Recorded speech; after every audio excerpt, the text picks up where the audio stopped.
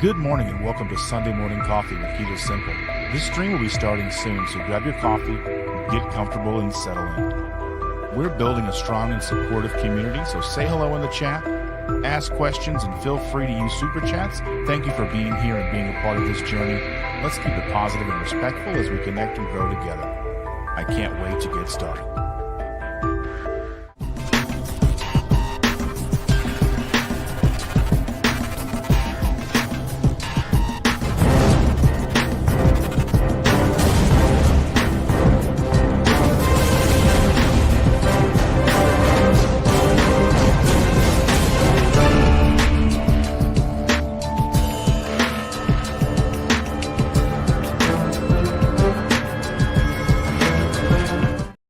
Good morning, everybody.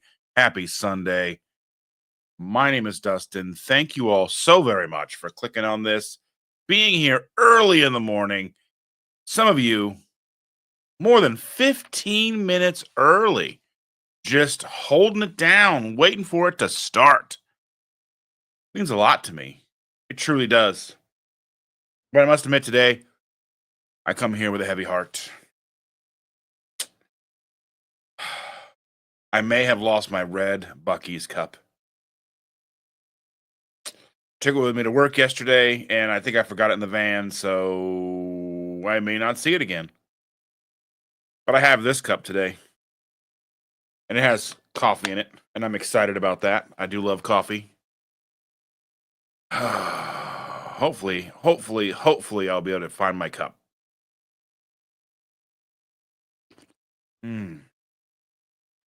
Coffee. Delicious. Who's all here this morning? It looks like Jevelin is here. Good morning, Jevelin.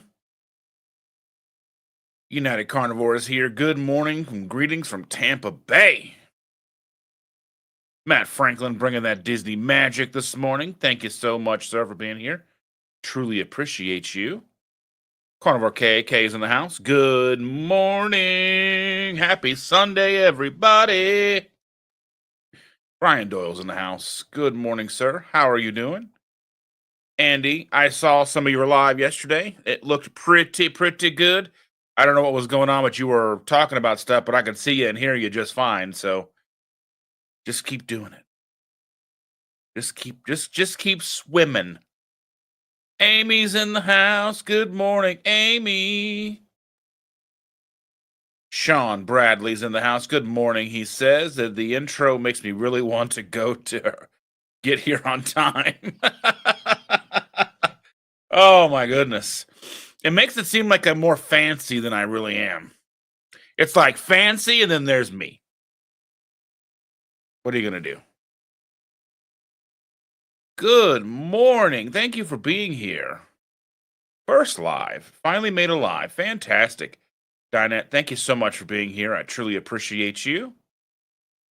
People saying hello to each other. Ooh, it's only 46. Oh, in Orlando. Oh, I think it's like, what is it here? It's at least 20. It's 21 degrees here. But yesterday I was driving around and it was like 14, 15 degrees.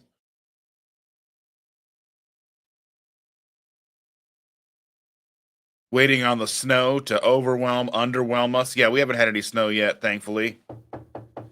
You know what I'm saying? Yes. Hungry Heath is in the house. Hey, yo, Heath. He says, good luck finding your cup. I know. I don't want to lose my cup. I love my cup. I've had it for a while. You're very welcome. Lindy's in the house. Good morning. Amy says the intro was next level. Well, I don't know about that. The intro is pretty spiffy. I can make you guys one too. Just show me the money. No. Work with me. We'll make one. We'll see what we can do. We'll make sure the price is right. Again, I try to do this to help supplement some income because, times is rough. I know it is for everybody. Willing to work and make some cool stuff for you guys here. Let's see. Sean's saying the weather needs to behave when he gets down there. I mean, it would be dope to get down to Florida right now to be cold, go to Disney, cold Disney. I love it.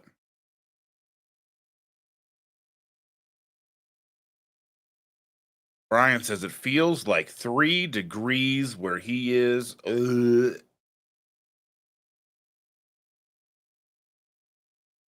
John Gugahan, he says he's late to the party. Lost track of time.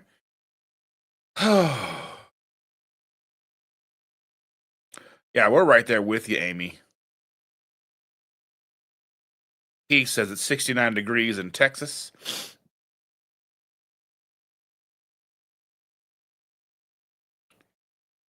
Oh, look at that. Evelyn, I miss you.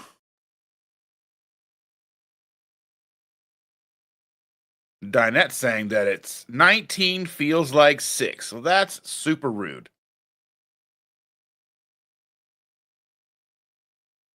Yeah, I do. I just got to get some egg white powder. I don't have any egg white powder yet, and I haven't ordered any. So,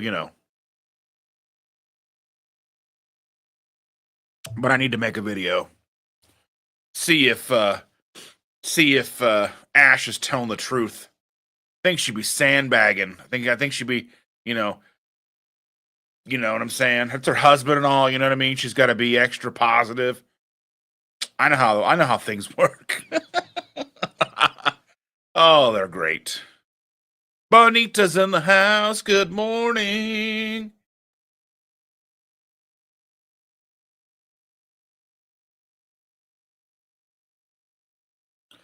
That's not a good thing. Monitoring power grids from west to east, dotted lines, cascade failures. Ugh. Because everybody's got their heat on high. Oh my goodness. It's chilly out there. Stay bundled up, stay warm. Yes. Oh my goodness gracious. Ladies and gentlemen, boys and girls. Cheers.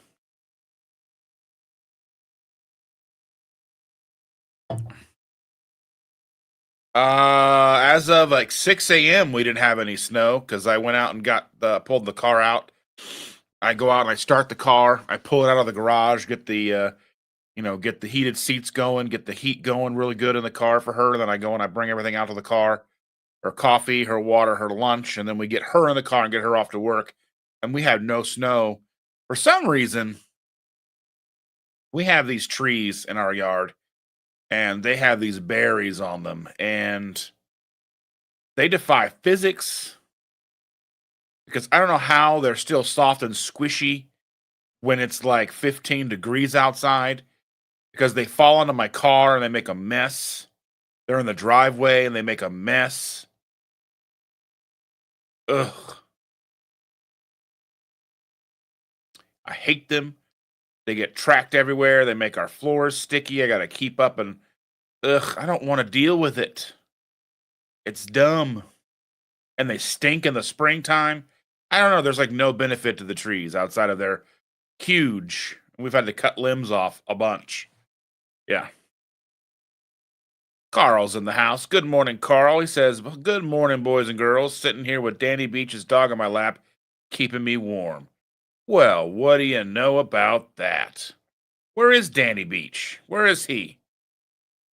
I might want to look outside. Well, I will after this live because the window's way over there and I've got to climb around stuff and I'll end up knocking something over. You know how it is. Everything's all precarious. Everything looks fine, but it's like just one sneeze away from falling over.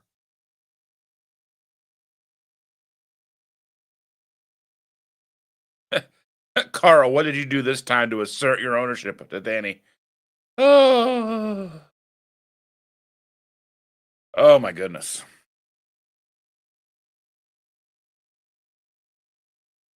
Mm.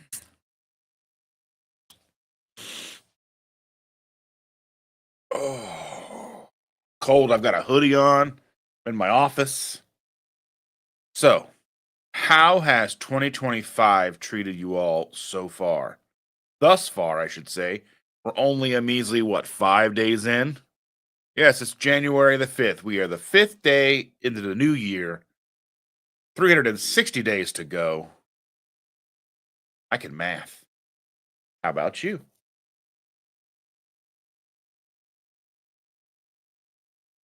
So far, it's been kind of lazy. We've had, winter break with the girl. That doesn't end until after tomorrow. Tomorrow's the last day of winter break. So she is here with us a full day tomorrow. Then on Tuesday, she goes back to school. So then our morning routines can continue like normal because I've been working and helping my friend, trying to get my friend or trying to get started helping my friend with a side business of his. Because if I help him get things updated, edited, and up anything that sells, he's going to split with me. So we're going to be working on that. And then obviously content, working on intros and outros, trying to see if I can find people who want to commission me to do those for them. Um, all the fun things.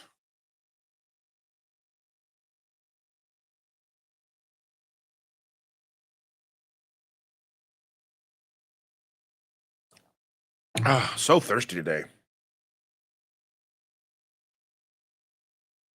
John Gugahan is on his third cup of coffee. Been one of those mornings up since 3:30 and definitely need the caffeine. Oh, goodness. Andy says that she is doing great. Things are looking up for the future. Yes.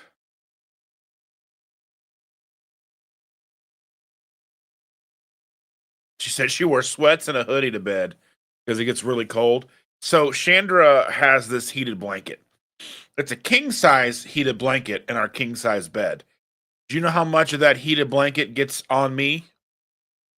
I'll give you a couple of seconds. Just put a percentage in the chat. There are no wrong answers. You know,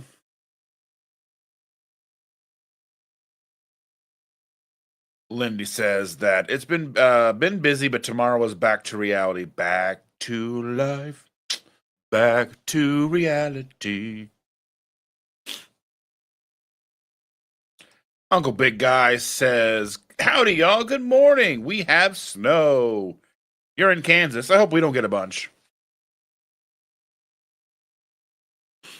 Andy is on day 11 of Triple B and E. Congratulations.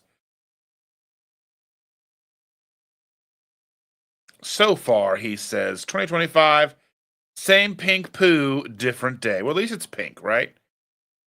Yes, 0% heated blanket.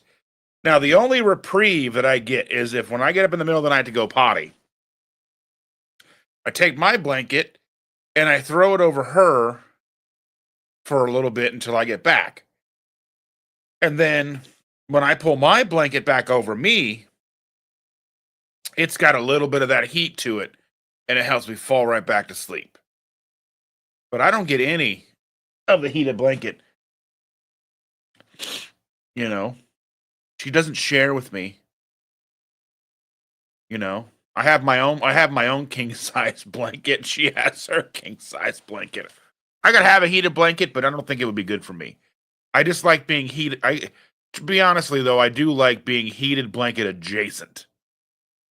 You know, she did get hot last night. Like we had just gone to bed and we'd been in bed for about 30 minutes or so. And I roll over and I'm like rubbing on her back and she's like almost sweaty. Like, man, that's not normal for her. Normally she's like an ice cube. Evelyn says, "We go back to school tomorrow. My beautiful friend Trish Reed sent me an electric bento lunchbox. I've been living on cold lunches for a school year and a half. So excited." Well, that's so awesome.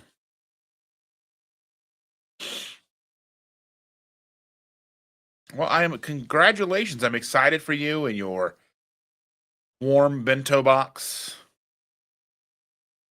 Using that transfer. Yeah, yeah, yeah, for sure. Amy says, good morning, friends. Just finished watching church on TV. They closed early today because of the blizzard warnings. It ended up giving us a light dusting and 6 degrees and 40 mile per hour winds. I can't talk today. 40 mile per hour winds. Yes.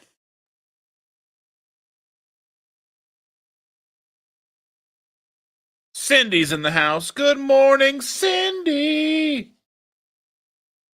The latest news is I have lost my red Bucky's cup. I forgot it in one of the work vans yesterday. I had to drive 2 hours to a train, drop off a crew, and then drive one of the guys around the train. That's basically because they're so long, and then bring him back to the train. Then took that crew home with me, the old crew home with me. The funny thing is, we get about halfway home to find out that another van had showed up to take the old crew. I'd already had them with me, but I did contact my supervisor and was like, "Hey, they think that there might be another driver on the way from Cincinnati to take this crew to Avon, which doesn't make any sense because I'm coming from Avon and going back to Avon." And my supervisor was, "Well, I don't see anything. Just take them back." And I'm like, "Okay, that's the railroad. They don't. Not a lot of planning involved, not a lot of communication involved. It's very difficult to figure things out." Diane Bailey's in the house. Good morning, Diane. People saying hi to Cindy. Like, Cindy!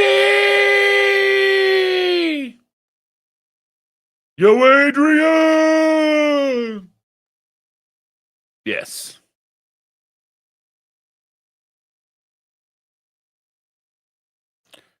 Stay safe, my friends to the south. Y'all. Oh yeah. I did have a long ride the other day. I had like an 8 hour drive the other day. It was pretty cool though. I don't know, it's kind of nice. That one was like dropping. I took a crew from my homes from where I'm at to where they were going to a hotel for New Year's, and yeah, so basically had a 4 hour drive by myself back. That was nice. Listening to podcasts and all that stuff. Oh, Cindy, we got up to a message that Brian's dad had passed away this morning. Well, I'm so very sorry, Brian. My deepest condolences to you, Cindy. If you need anything, let me know. I don't know what I can do to help, but I'm here for whatever you may need.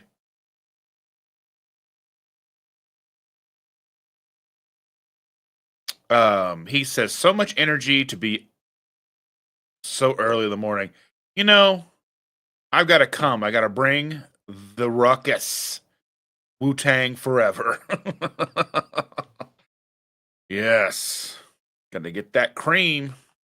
Dollar bill, y'all. Anyway, um, yeah. Condolences for Cindy and the guinea pig. Oh my goodness. That's rough.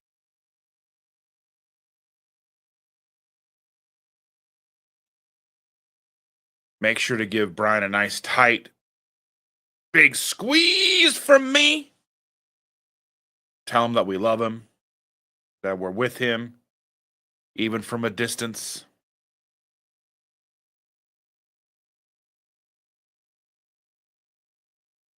Good morning, Stacy.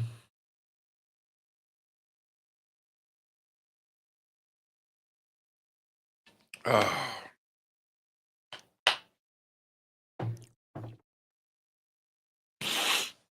how are you and Ken, my dear? Oh, seeing some of you guys have been going to chiropractors, and I'm like, I just need someone to break me. I think I just get so stiff. Like I don't have a lot of range of motion in my neck.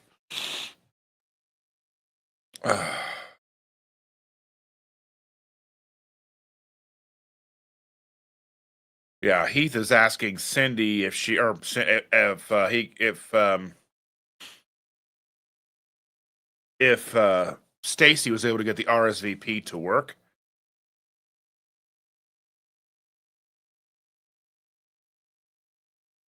And Cindy says that thank you. He's had Alzheimer's for many years.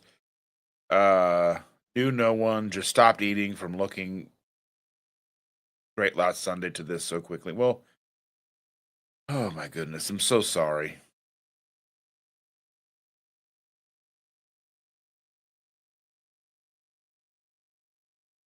Yeah, let's hit them thumbs up.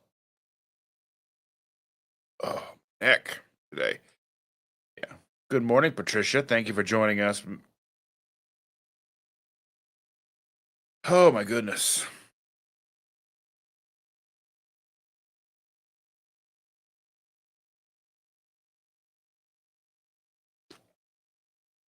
Went on Friday night. Shannon and I went out and we saw Cam Patterson.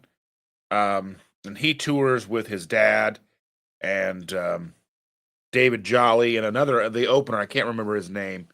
He had a name that was difficult to pronounce, but they were super funny. Had a good time. Got photos with them. It was a good night. We sat up front. Chandler hates that. I must admit I get a little bit of joy from that because I'm a very upfront type person. Like if we're going to a show, we're going to see some bands play or a comedian perform. I want to be as close as possible. I want to be like right there. You know, I'm a very big amps in the face type guy.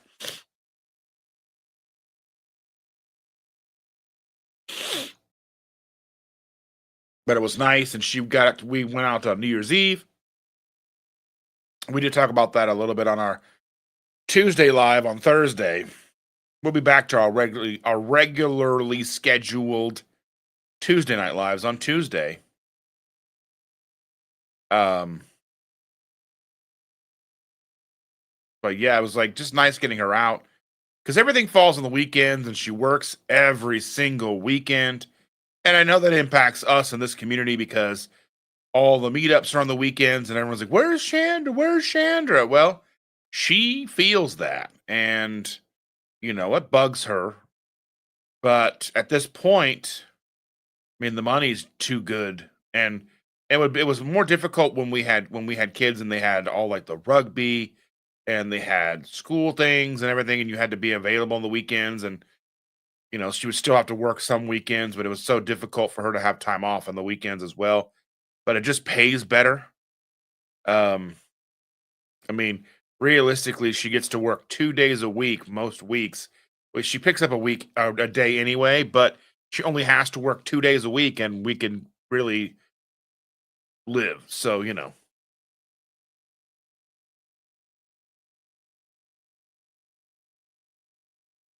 people still saying the Stacy says they are doing well. Well, thank you. I'm glad you both are here. Hugs and kisses and all those things to you. Um, Andy says we always sit up front. That's the only way to do it. VIP, baby.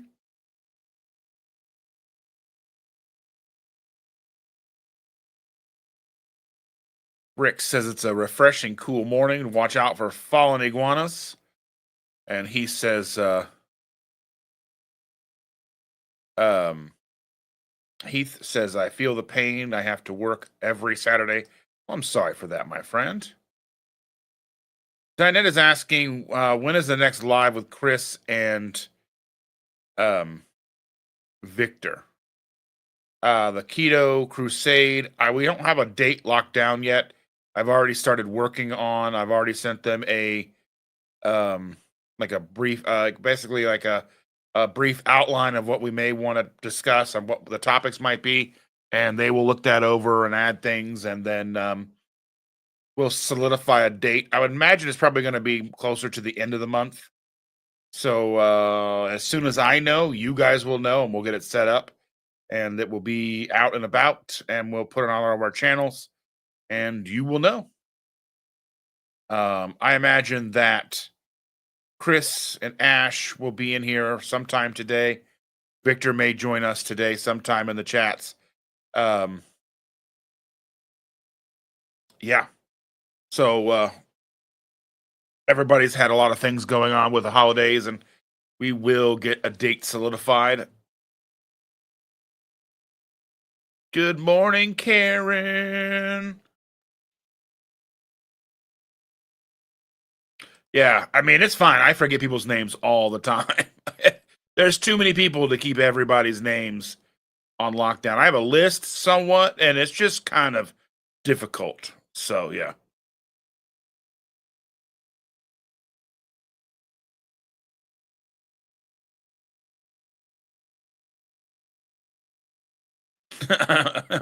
That's cool. I love it too. It's a lot of fun. Cindy says all the VIPs, Chris, Victor, Ash. I don't know why I'm involved, but you know, so.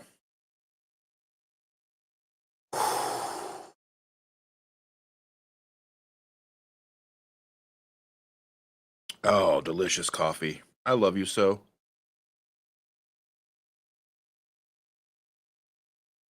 And one thing that I did want to talk about is I'm seeing a lot of controversy, and I don't know how many people are paying attention or even follow with what's going on in kind of that carnivore community with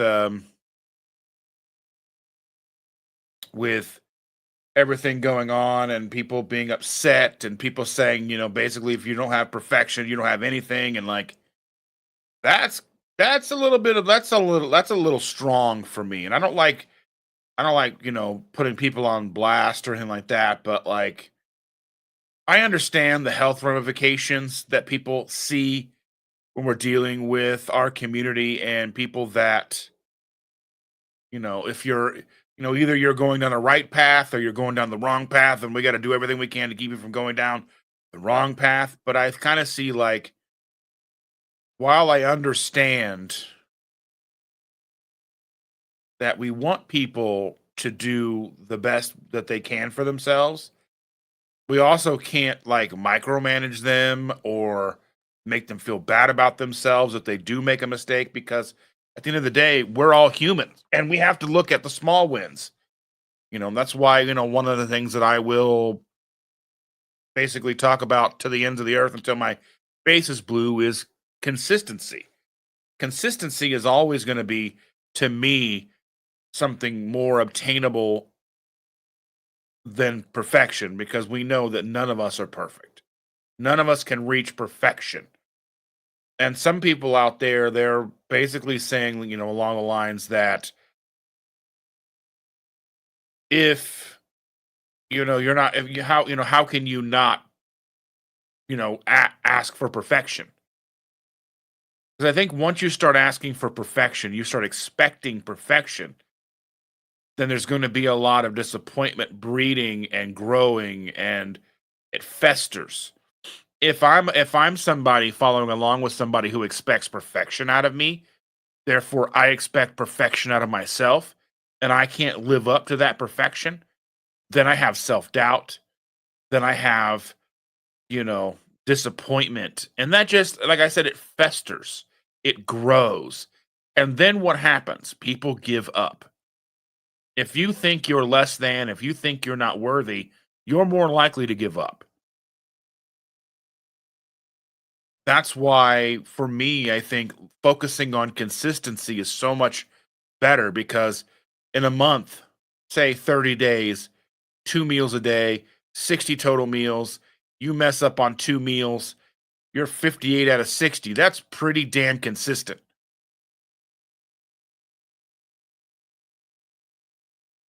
because we're not perfect. And we have to look at, is 58 out of 60 a win? Or do we just say, you know what? I didn't hit perfection, so I'm just going to give up. And next month, I'm going to have 0 out of 60 meals that are on plan. I'm going to go back to McDonald's. I'm going to go back to Oreos. I'm going to go back to drinking regular soda, because you know why? It doesn't even matter anyway.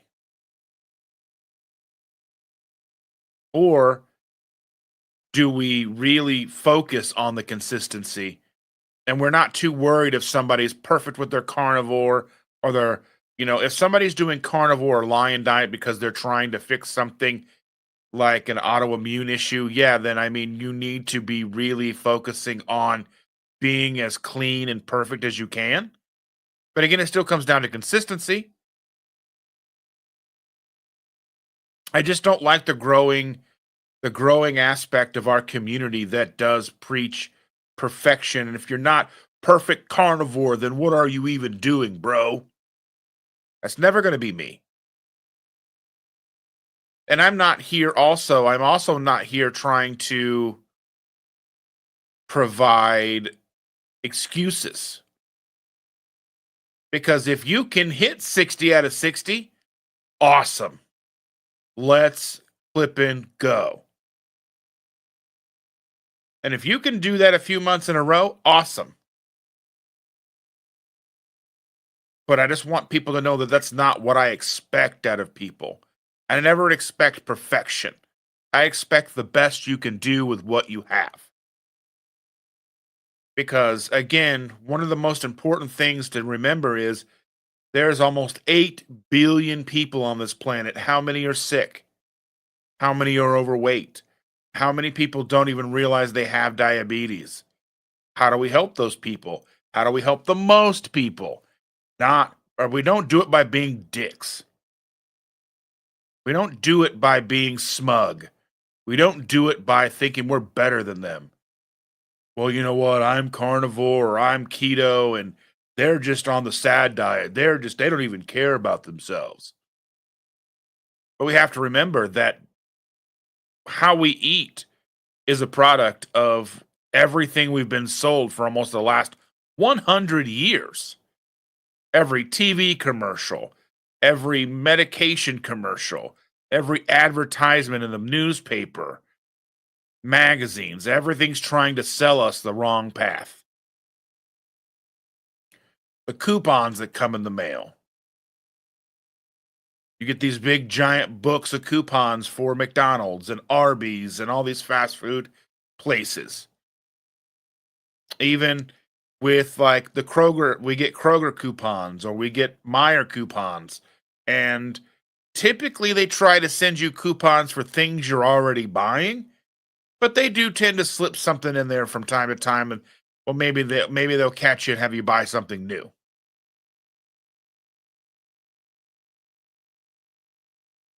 And I just want people to do their best. If your best is 75%, cool. Maybe next month shoot for 76%, 78%, 80%. I'm not saying don't try, but just understand that we all fail. We are all imperfect. I've been doing this over 8 years and I still struggle. I still stumble. I still have days that I do things that even I wish I didn't do. And I try to be upfront and honest and transparent about all of that because I want people to know that even though here I am in front of all of you, I don't have it all figured out. I haven't fixed everything, but I'm here because I'm trying and I want to help people get to a better place.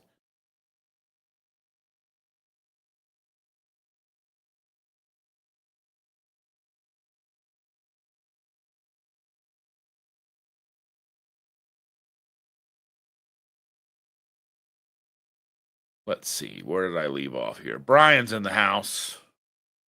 Good morning, Mr. Brian. We love you.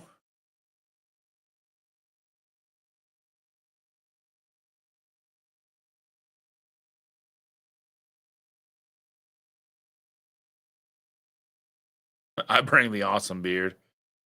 Hey, it's just oh, what's his name? That's how I feel about it. Every subscriber counts.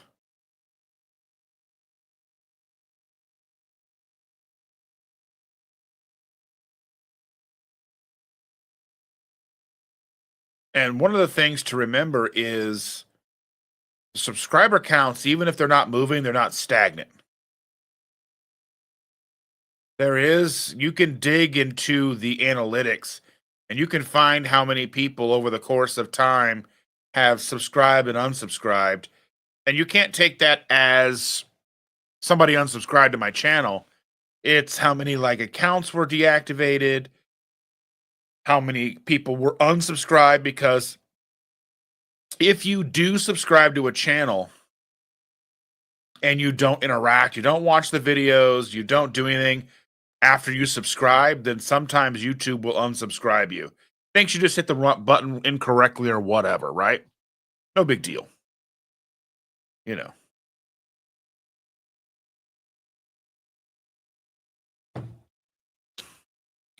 Yeah, I understand this as well. So Heath is saying it's not my circus, basically not his business. He doesn't have enough time to keep up with that. And I understand that. I just see it and I see it as somewhat counterproductive to the greater good, to basically to everything as a whole. And, you know,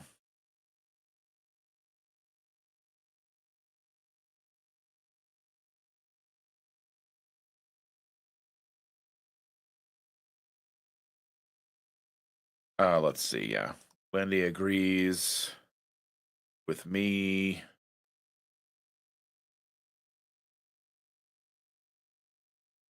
And he says, that's why I'm vlogging triple B and E. I'm being consistent and my hip doesn't hurt anymore. I still miss other food, but I can't dismiss the healing. Yeah, that's the thing. It's for, it's one of those things like, I mean, I know I feel my best if I'm eating basically, just beef and eggs. But no matter how much I know, no matter how much better I feel doing that, it's still basically not sustainable for me to do that. At least not currently with with where I am and who I am right now. Now that may change over time and that may be something that I do switch into. But that's not who I am right now. And I'm working with who I am right now to be the best person I can be and be as consistent as I can with everything.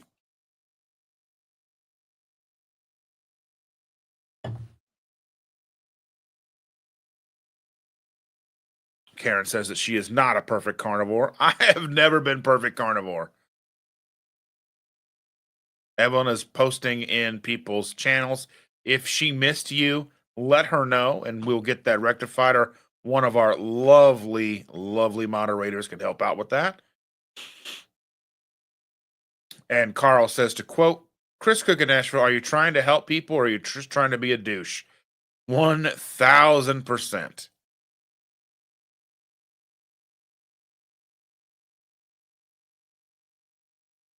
Yeah, there's people that I'm like, wait, there's people that I'm subscribed to that I didn't realize I was subscribed to. There's people that I'm not subscribed to that I thought I was subscribed to. So, yeah. And John says he definitely sees both sides of the controversy. I understand where people come from when they have these grandiose expectations.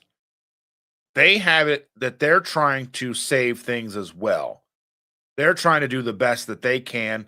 And I understand what they're expecting, but I have to, this to me, it's just there's so much pressure on people's day to day lives from work, kids, bills, everything, that if you go and try to tack on the perfectionism that is what, somebody you look up to expects from you from a diet plan, that's just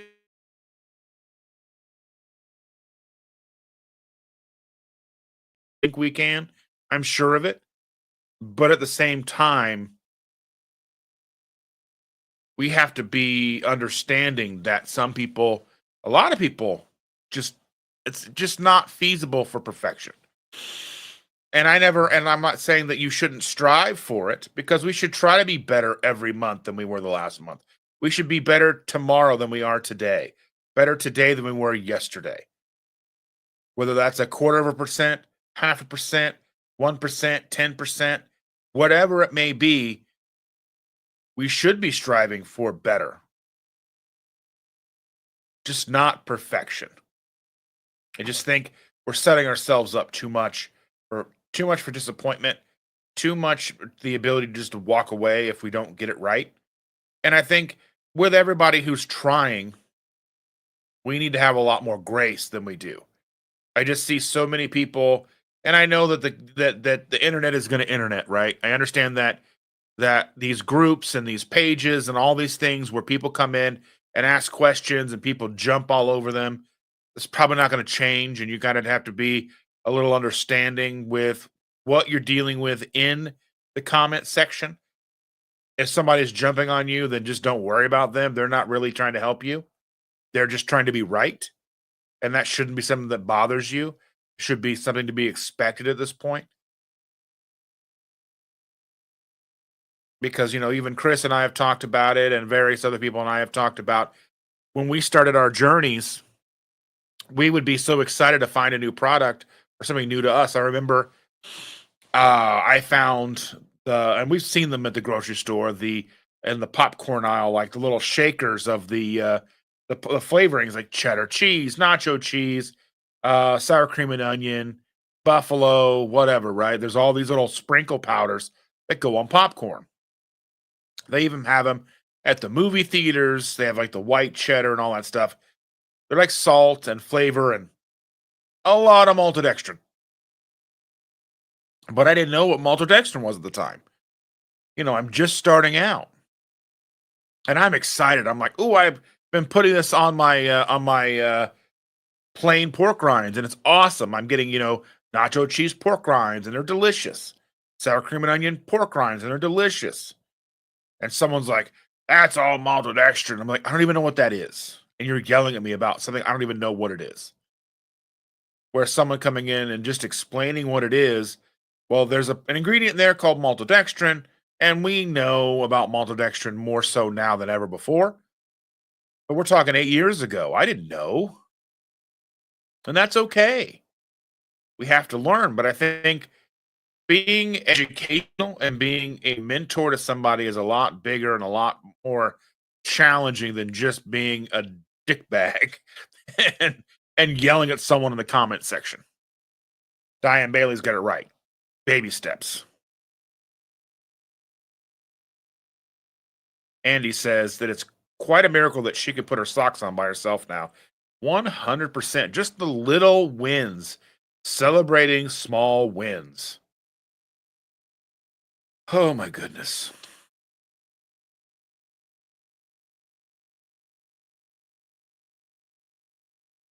Yeah, Matt says that his best friend called last week wanting to start keto carnivore, A1C at 11, fasting glucose at 300. He's working with Sarah as his coach and living the PhD lifestyle now. Wonderful. And I hope that, what I mean, it's good to start with your friends and everything, and hopefully there's a success there. And to me, you have to find the thing. It's not always weight loss. It's kind of like, the point of no return. You kind of have to hit your own point of no return, right? So for me, it was the mental clarity, the not feeling like I'm living in like a swamp and I just can't make it through my day. That was a big eye-opening experience for me that keeps me on track. No matter how much I fall off, no matter how much I have bad cheat meals, I always come back because I understand I don't want to feel like that again. And I think we all have to find the one thing that truly locks us in to making this a forever lifestyle choice. Not it becomes not even a choice anymore, just because it just becomes the thing that you're going to do because it's become who you are. And it's going to be different for everybody. How do you find your point of no return? How do you find that? Sure, for some, it's getting into, like a normal BMI or whatever it is, in a normal, you're getting down and you're able to wear the clothes you wore in high school, or, you know, you've lost the weight, you got to your goal weight, you're wearing the clothes you want, you look how you want, and that's good for people, but that's not going to be something that is for everybody. There's going to be something that kind of clicks for each individual that keeps them on the path of success. And I mean, but and going to be different for each and every person. And you got to remember, carnivore may be the optimal lifestyle choice for a lot of people, but even those people who may find it, we don't know what's going to make it click for them. And like, it's like I think the whole thing of like, broccoli is poison or this even the idea that sugar is poison, I think is counterproductive on the grand scheme of thing. If you're out there screaming sugar's poison, people aren't going to listen to you. Our community is already kind of dead set on that. And you're preaching to the choir at that point. But if you're trying to bring new people in, how do you share your story? How do you share your experiences? How do you share the information that we have without sounding like a deranged, crazy person? And we've talked about this with some of the political appointees that we've had in the last couple of months talking about things, and they're talking about things that we agree with. Seed oils, food dyes, trying to get, high fructose corn syrup out of things. How do we get the food dyes out of cereal? And then someone goes, why don't we ban cereal? Well, that makes sense to us. But to everybody else, that sounds crazy. That's crazy talk. You can't just come in and say, well, we're not going to sell cereal anymore. Because there's an industry, there's money behind it.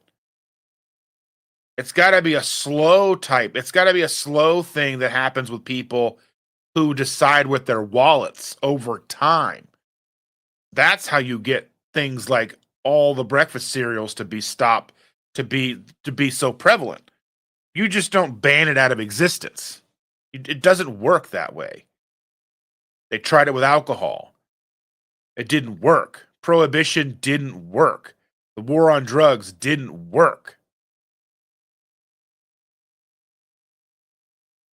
Think about Tipper Gore, what she did. What did Tipper Gore do? She was in the fight in the 90s getting the parental advisory stickers put on albums. She sold more albums by doing that than if she would have just not done anything. I'm thankful to Tipper Gore because she told me which albums were going to be better.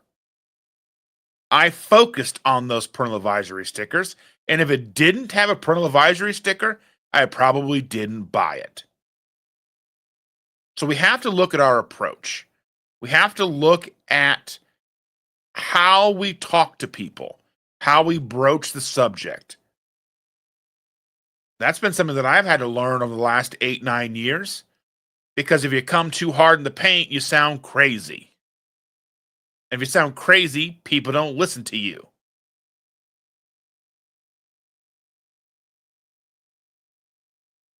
You know? If you say all sugar is just going to give you diabetes, going to get Alzheimer's and da da da da da, people have to take time to come to grips with big, impactful news in their life. We've all come to terms because this is the life we live.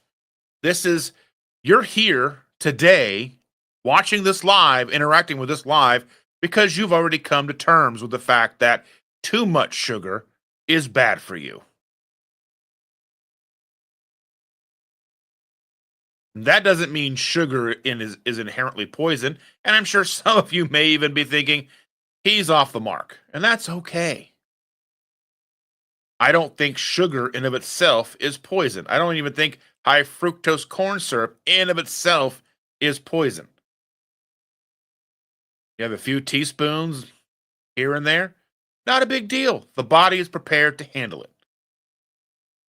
It's when you wake up in the morning and you have pancakes with syrup a 30-ounce coffee with 200 grams of sugar in it.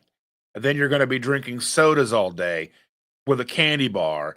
And you're going to be having ice cream for dessert after you've had, batter dipped whatever. And then you're going to polish off some Oreos before you go to bed. So to me, sugar is something that we have to be very mindful and cautious about utilizing. Our body manufactures glucose. But even if you go, you know what?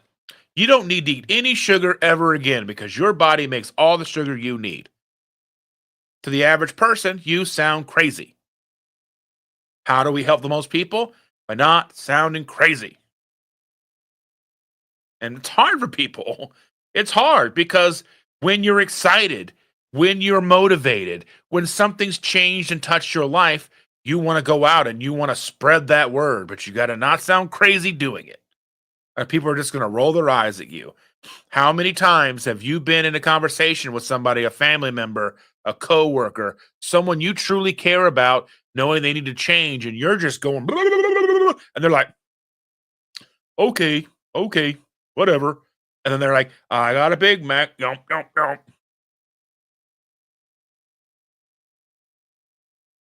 It's kind of like with Matt here. Somebody has to come to you and asking you. But one of the problems that I used to do when someone would come to me and ask me what I'm doing, I would give them this ridiculously long text message with all the information at once.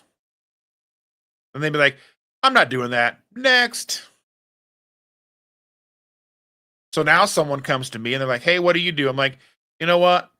Just prioritize meat, animal fats, throw in some veggies if you want. Don't worry about it if you don't. Don't drink sugar. Don't drink sugary sodas. Maybe drink diet soda instead to get that started.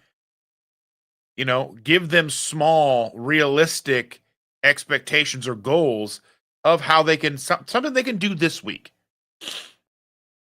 Even the idea of going in and cleaning out your entire pantry, get rid of all the seed oils, no have any mayonnaise with seed oils, and throw away all your dressings, and get rid of anything and everything out of your pantry that isn't in line with. I mean, is that a good idea? 1,000%.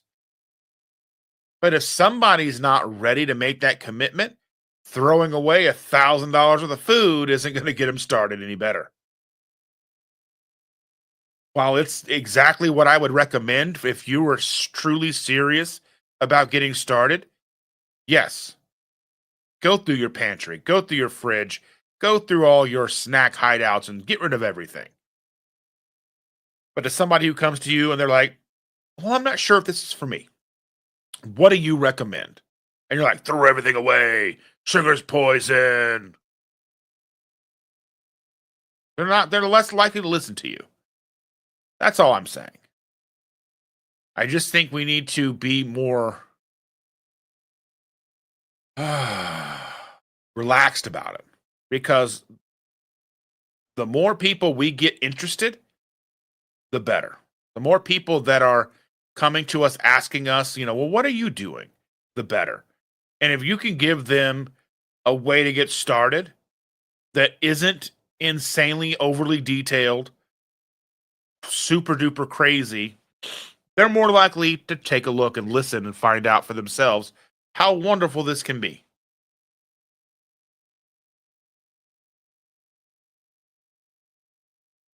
That's amazing, Evelyn. A friend messaged me about giving a presentation class on keto at her church. That's fantastic.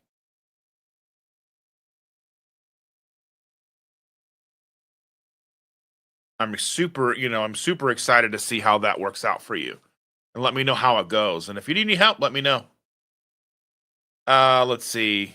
Yeah, Karen, I have the same issue. Karen says they have subscribed and they miss a lot. I miss so much. I think I'm subscribed over like 500 channels. It's impossible. I can't watch 10, 15 videos a day. It's hard for me to watch all the lives each week.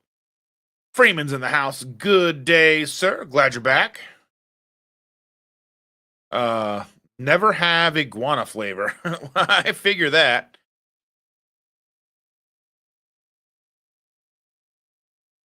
Oh, I'm sorry about that. Sherry's here, though. Thank you for joining us. Good morning. I woke up from a nightmare. Sun is not up yet. I need coffee. That's how I feel every day.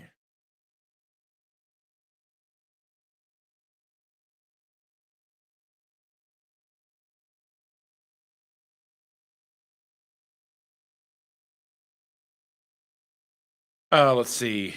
Evelyn telling Matt, maybe your trucker friend would like to get to know Carnivore Werewolf. He's a trucker. Just came out of the documentary on a PhD.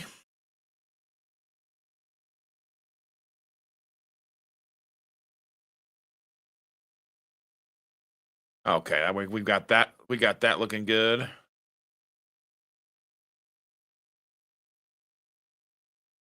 Some people are just keyboard warriors and like to be mean. I don't even think it's even necessarily that. I think a lot of people think they're being helpful. A lot of people think they're just being kind by giving you that information in a dickhead way. I don't even think they even realize it.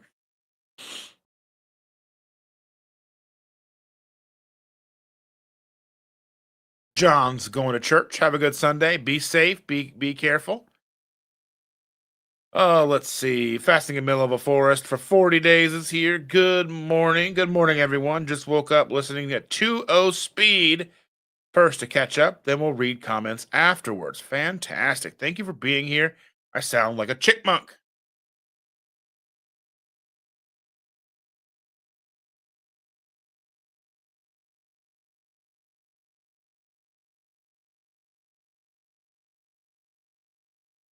Yeah, it's like even Amy here says that I wasn't perfect in the beginning and still lost a ton of weight, 60 pounds in my first year.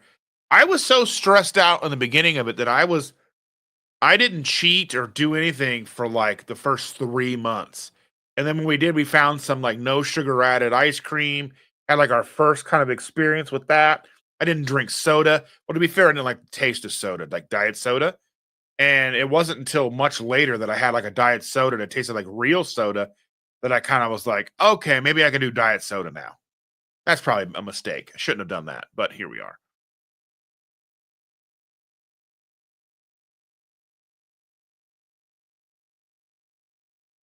Yeah, the dose makes the poison. I mean, it's we went from having, sugar as a treat for special occasions to basically crafting our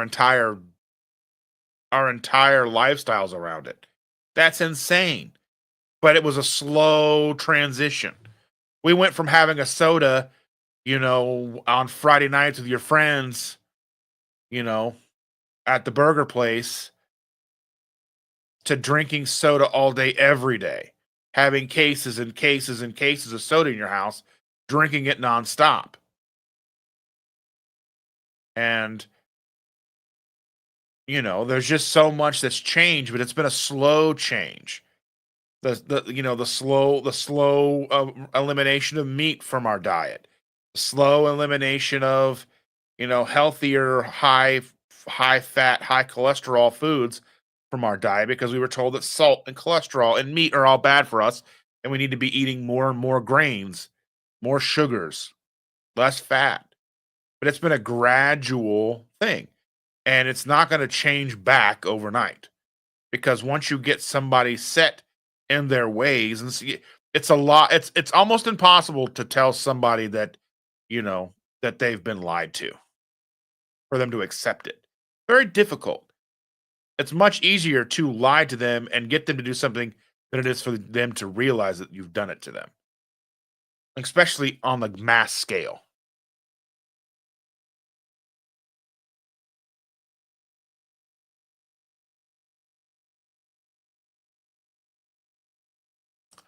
Evelyn says, it's been a little over a year since my father in law was on a ventilator. He finally said he appreciated what we did for him and wouldn't be alive now if we hadn't made him go keto. Fantastic.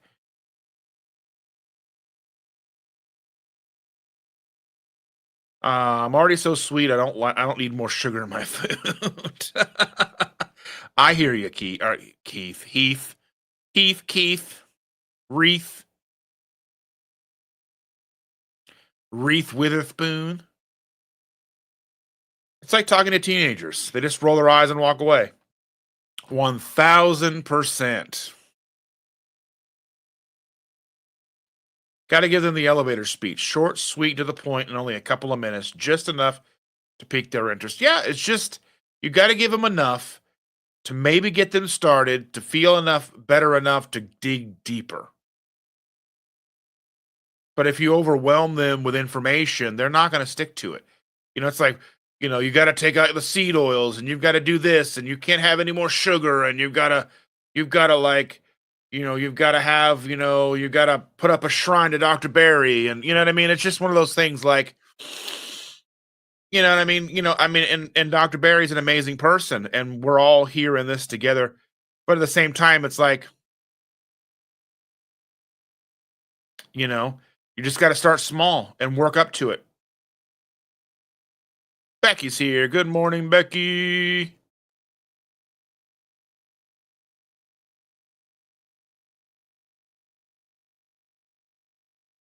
And Sean says the other thing that sounds crazy is that all your doctors and nutritionists are wrong. That's the hardest thing to convince other people about. Exactly. You can swindle everybody, but then it's almost impossible to let everybody know and have them be understanding the fact that they've been swindled. Everything your doctors say is wrong sounds crazy. Your doctor's wrong sounds crazy. That nutritionist doesn't know what she's talking about. Sounds crazy. I didn't say it is crazy, but you got to remember, we're looking at perspective here. We've got people who are used to handling anything and everything that ails them with a pill. We've been going to bed at night and watching Northern Exposure, and it's on Amazon, and we are not paying right now. I'm probably going to change it because it's just so annoying. But they have that new commercial free add-on for another like $3 or $4 a month, and we haven't done that. And we've been seeing these commercials, and most of them are it's either healthcare.gov. You can get healthcare for $10, or it's the medication. Do you have nasal polyps? What what is a nasal polyp? Has anybody heard of this? Is there enough of it going around that we all need to know about the medications from nasal polyps? What's happening? And I'm like, I don't know. Like, I'm not watching much TV with commercials, obviously, anymore. And even the commercials that I get with like podcasts and such is like relatively curated. I'm hearing about Squarespace and Athletic Greens, that kind of stuff. AG1. Um, but I'm not hearing all the medication stuff. And when I do, it's like these medications, and then they're like, your leg could fall off. I think I'll live with the polyp in my nose. I don't know. I don't know what's happening.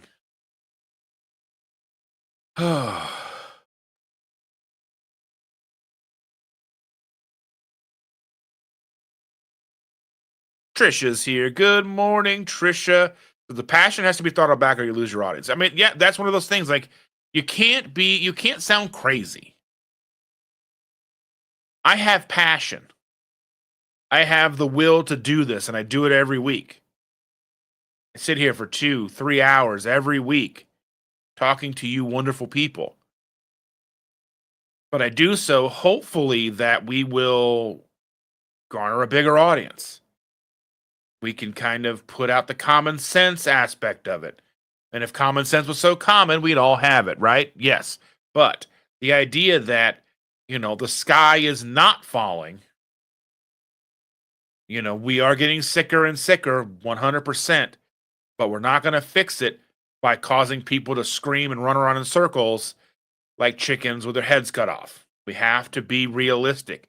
We have to remember human nature is fickle. Human nature is like dealing with teenagers. Yeah, n equals 1. That's works for me. Like, that's the thing is, lion diet's going to work for somebody who's got extreme, autoimmune issues. Carnivore, same thing. Some people absolutely thrive on carnivore. Some people can't. They need dirty keto. If you can't make it without, and you need bologna and hot dogs, Do it. It's better than the alternative. Is it perfect? No. Not by any stretch of the imaginations. But you can lose weight eating bologna and hot dogs as long as you're not eating the buns. Mustard is going to be a good you're going to be a good friend to you. You know what I mean? There's a lot of dirty, nasty stuff in hot dogs. The choice of good, clean hot dogs is relatively small, and the price is relatively high. I just happen to utilize the cheapest of the good, the cheapest of the best for the price, the Oscar Mayer hot dogs, just the wieners, like a carb a piece. Are they great? No. But are they better than, the bar S ones or the S bar or whatever? Yeah, because they're like 5 carbs per hot dog. You have to look at those. The all natural ones at Aldi may not be the best choice. I just kind of go with what's affordable. That's, there's a law of diminishing returns. Are you going to, for $2.50 a pound for Oscar Mayer, are you going to get a 200% better quality product by spending $8 for a pound of hot dogs because it's organic and grass fed? Probably not.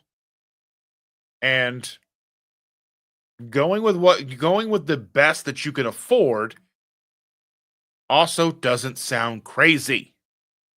If you're telling people, well, if you really want to live this lifestyle, then you got to go and you got to buy a whole cow. You got to have them cut it up and put it, you got to haul it home and buy 2 freezers and fill 2 freezers with this grass fed, grass finished. The cow never even saw a soybean in its whole life.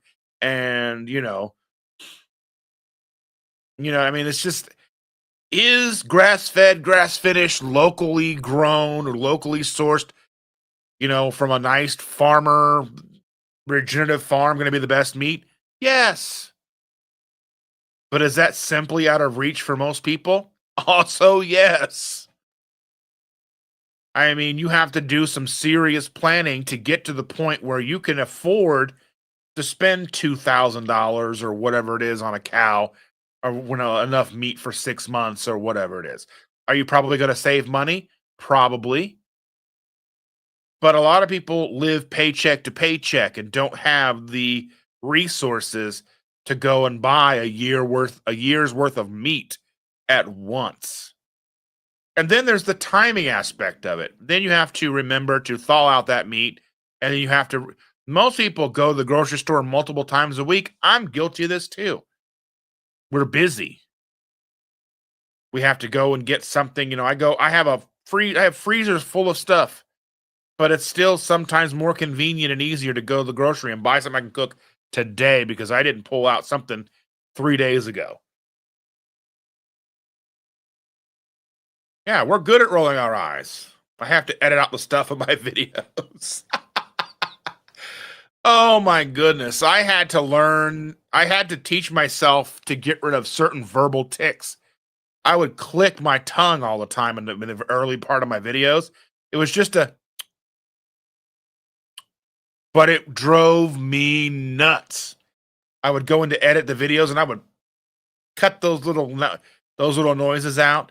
And Shanda got on to me when I was cutting her content because I would cut out all the ums and and all these little things, and I'm like,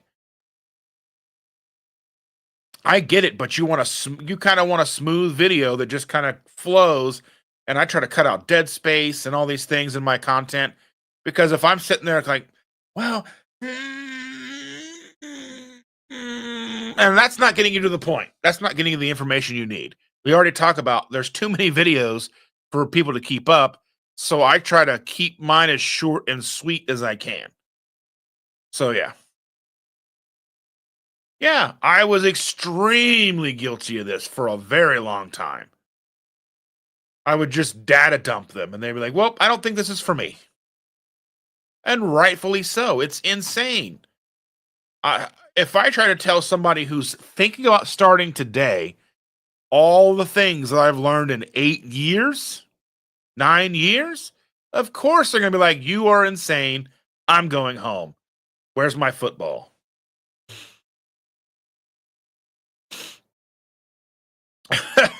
Send it. Don't edit out that my eye rolls are off. Yeah, yeah, yeah.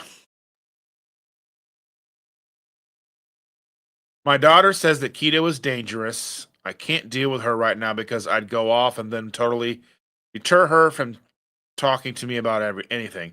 That's the thing is people have this idea and they have to see, I mean, you can have a doctor look over your labs with you and everything's going wonderful until you mention that you're doing keto and they want you to stop everything because it's dangerous. They're seeing better results than anything that they've prescribed. You're able to get off of medications and all these things, but that's not the crazy part. Crazy part is you did it by doing keto. You have to stop. You're going to die. That's insane. But also, you can't just fight with everybody about it either because everything they know tells them that you're wrong, that what you're doing is dangerous. And I've had so many people coming up to me over the years telling me, well, I'm spreading dangerous information. It might work right now, but how's that going to be long term for you? What's the long term implications? Are you going to have a heart attack? I had a friend says, well, good luck with your heart attack. I love her to pieces, but sometimes she's stupid, and I love her anyway. Sometimes we're all stupid, you know? I mean, she's a vegan too, but that's beside the point. But like even for me, vegans are welcome here because if you're trying to do something because you're trying to make a difference in your health, you are welcome here.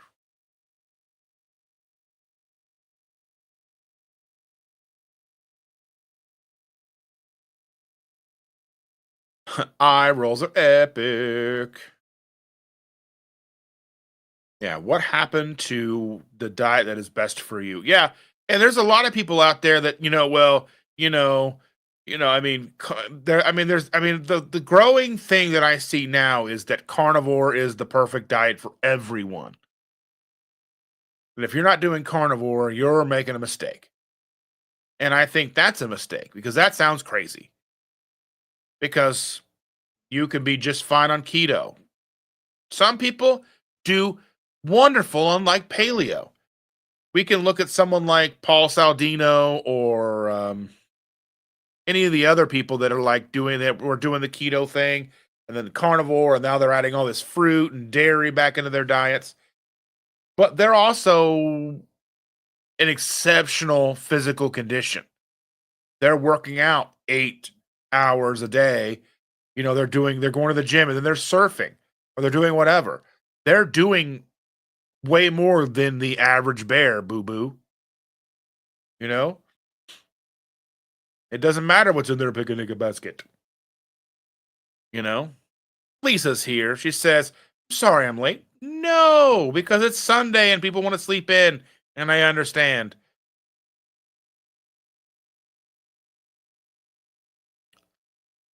Lindy says, my mom was that way at first, but then she got used to it. Yeah. I mean, I have people in my life now who still think that I'm probably going to die of a heart attack. What are you going to do? And I might. You never know.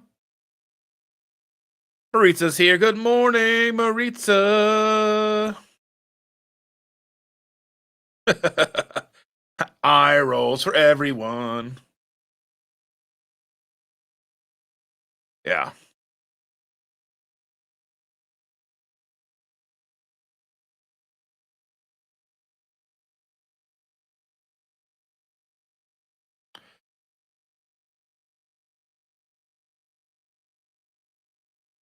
No, so it's like I've been keto for 3 years, and she's known me through all the hard. Doesn't make sense, so I'm just not engaging. One of the thing is just let her see what you're doing, and hopefully she'll start to see that. Well, maybe it's not so crazy after all. A brother from a certain age is here. Good morning. Thank you for joining us. Right, remember the food pyramid back in the day? The food pyramid, the 4 food groups, the My Plate. They've changed it more times than anything. That means that they get it right? No. I mean, the bottom, like you're supposed to have all this, 12 12 to 13 servings of grains and breads.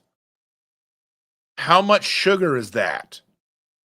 And then it's fruits and vegetables, and then a little bit of meat and a little bit of dairy, and then it's the sweet stuff. But I mean, really, you go back to, you flip that on its head. It's like, no, you can't have cake. You can't have chocolate cake for breakfast. But here, have these chocolate chip pancakes smothered in syrup. No, you can't have cupcakes for breakfast. But here, have these ultra sweet blueberry muffins with like a sweet crumble on top, and have this coffee milkshake.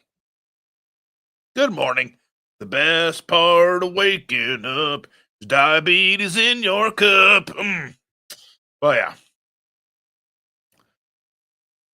Oh my goodness. 1000%, Sean. 1000%. I just saw Shelly give a look with that sweet statement. 1000%.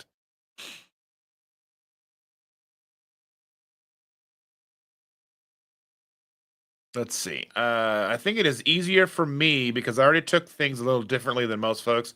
I began keto for health benefits and did not fall for the weight loss gimmicks. Yeah. I mean, I started for weight loss, but then again, I was like 400 plus pounds and nothing had worked for me before. So I was like, well, let's give this a shot. I don't want to have weight loss surgery. And if I can avoid doing weight loss surgery, we'll do this thing. Becky's making chicken flour today. Time to clean out the fridge. Yes. Tanya's here. Good morning.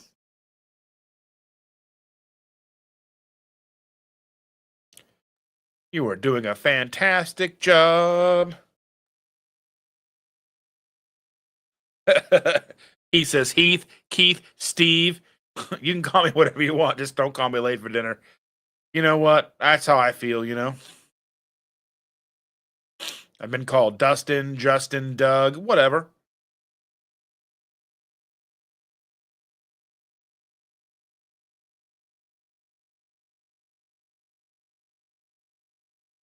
Cindy says, I actually had nasal polyps surgically removed twice. First time I was 13, caused by allergies.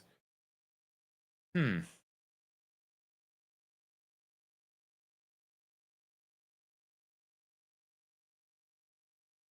Yeah.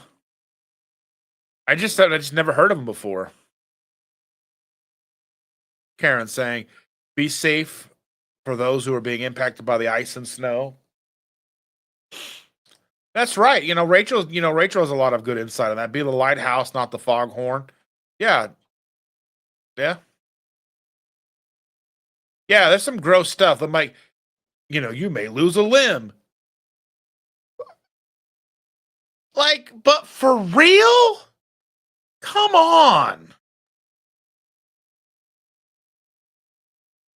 Everybody's saying hello to each other.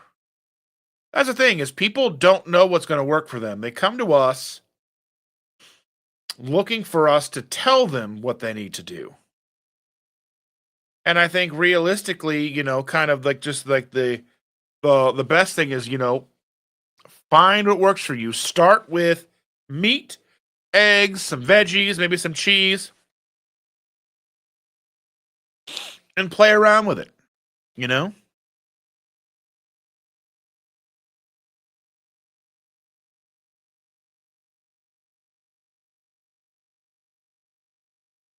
Hunger He says, that's another way that I'm different. In almost 6 years of being keto, I have never really paid attention to carb counts. Yeah, I was very curious about that, but I think there's just so much you can go down these rabbit holes and you start to realize that no matter how strict you are with carb counts, you're probably 20 to 50% above what you think you are, even on a good day. Unless you're factoring in like double the carbs for everything that you're eating because of what they may or may not be hiding in the nutrition labels. Good morning. Thank you for being here. You're in Kansas. Be safe. I know there's a lot of ice and snow. Marisa says, woke up late making coffee with butter. Fantastic. Sounds delicious. coffee. Yeah, snow and ice and ugh, there today. Yep, terrible. Sean said it's all a balancing act. What are you willing to give up versus what are you willing to live with? Medicine versus diet is the same thing. Are you willing to live with the side effects or give up stuff? And I think, it's just one of those things too. Like, there's a lot of things that I don't eat now that I struggled with for a long time. There was a long time when I had to kind of like do like one of these like as I'm walking down the grocery store to not look at the cookies because I wanted Oreos and I wanted to eat all the cookies. Now I can like even if we've decided to have a cheat day or whatever, and I'm going through the grocery store trying to find something that looks good, most of it doesn't. And that's a win in of itself. And I don't know how many of you have ever done that before, but I'm being open and honest and transparent. I've gone through the grocery store before trying to find something for a cheat meal, knowing that I wanted something, but had no idea what that something was. And the difficulty of finding something that actually sounded good was hard. And that is crazy to me. That in of itself is a major life milestone.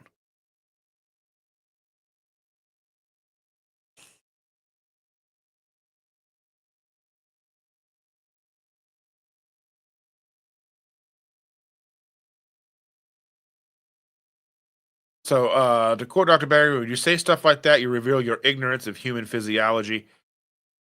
Yeah, I just don't know exactly what that's in reference to. Yeah, but I understand where Dr. Barry's coming from. I know he has, but even still, even some today, he's kind of like, carnivores the way, but I understand like he's into the carnivore thing, but I don't think carnivore's for everybody.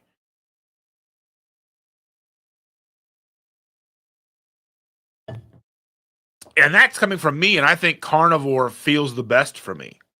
But it's also difficult for me to maintain it sustainably. So I mean, I'm just being honest about who I am and how I'm looking at this because that's all I truly have is my own perspective. I see all of you wonderful people doing what you do and what's working and not working for you, but I can anecdotally talk about that, but the only thing I know for sure as of right now is what's going on with me and my own personal experiences. Hit the like button, folks. Well, thank you so much. That would be great if everybody liked this video. Cindy says, I've experienced some terrible side effects from meds in the last year and stopped taking them. Then told my doctor I stopped. Yeah. But even still, like that's like some different things that you may need, like some of those things are like it's almost bad to just as bad quitting cold turkey as it is to keep taking it. I don't know. I don't know enough about medications. I haven't taken any in so long that, you know.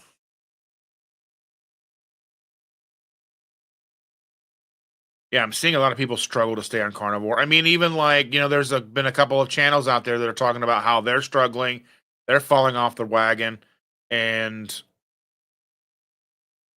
I also kind of want to say, like, some of those channels are some of the more preachy carnivore channels. And, some of the ones that are saying, carnivore's the only way. And then they have difficulties maintaining consistency with it. So maybe it's not the only way for them to be successful.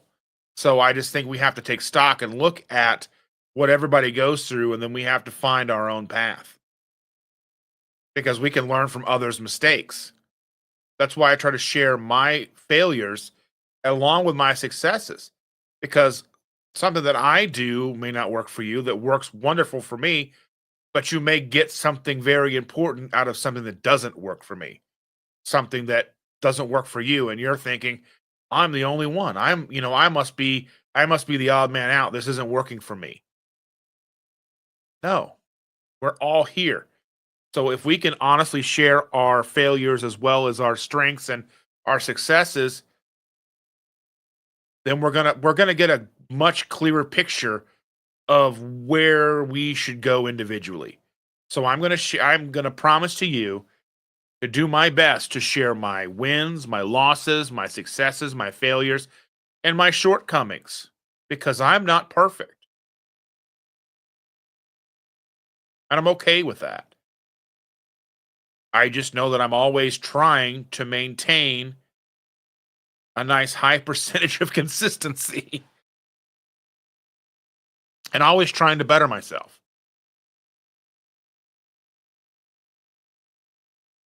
Yeah, keto is more sustainable because, as limiting as keto seemed in the very beginning, it seems very abundant now, and now you're looking at things like carnivore, where that's extremely more limiting.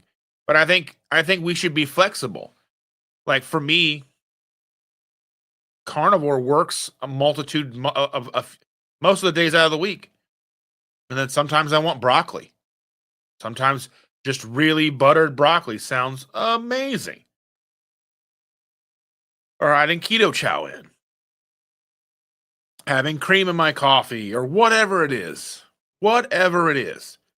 My life is, I mean, if I were to feel 100% fantastic, better every single day of my life, and I had to give up cream in my coffee, that'd be difficult.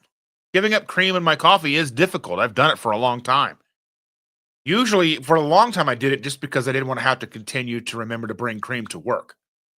And I didn't want to use the non dairy creamer packets and stuff. So I drank black coffee for a long time, but I have coffee creamer in my house and we buy it basically in bulk.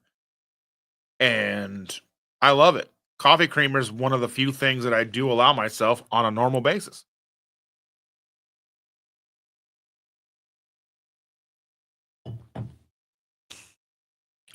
So plant seeds. I direct people to all the wonderful people on YouTube. That's how I started watching Dr. Barry and Kelly Hogan.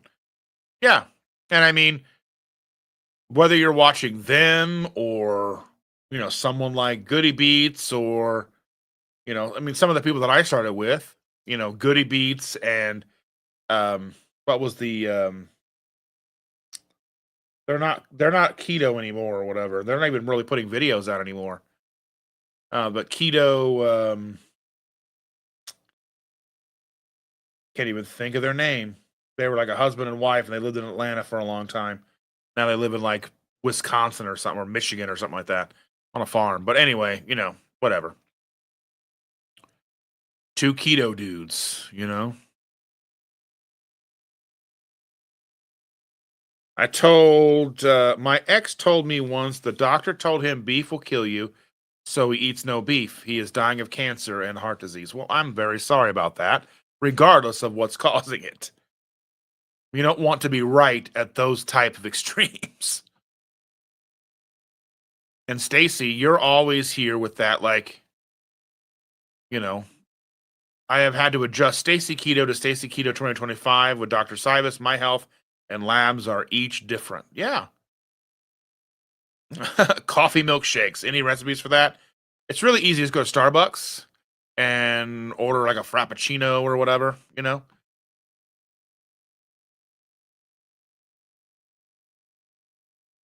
And Karen says, I have found it so interesting to hear other stories of different countries eating the same stuff that we are led into. But it's also strange too, because you can see, and I hear stories all the time of people going to Italy and eating pizza and pasta and losing weight while they're there. Like if we were to eat pizza and pasta here, we would probably gain a bunch of weight. But you go over to Italy and you have pizza and you have pasta and you eat the same stuff the Italians eat, and you may lose weight on your vacation.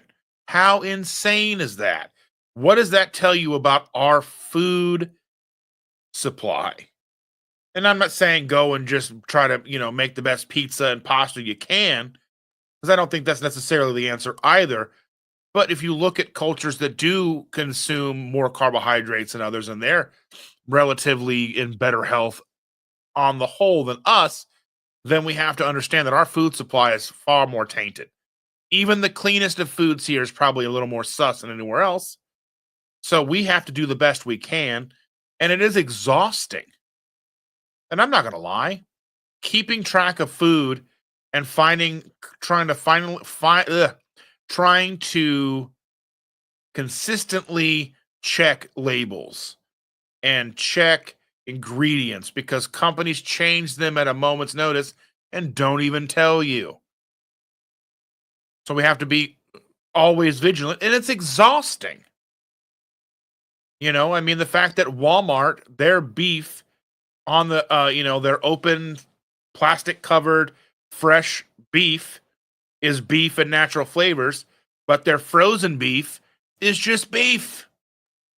Who would have thought that Walmart frozen beef would be healthier or better for you than their fresh beef, their fresh ground beef?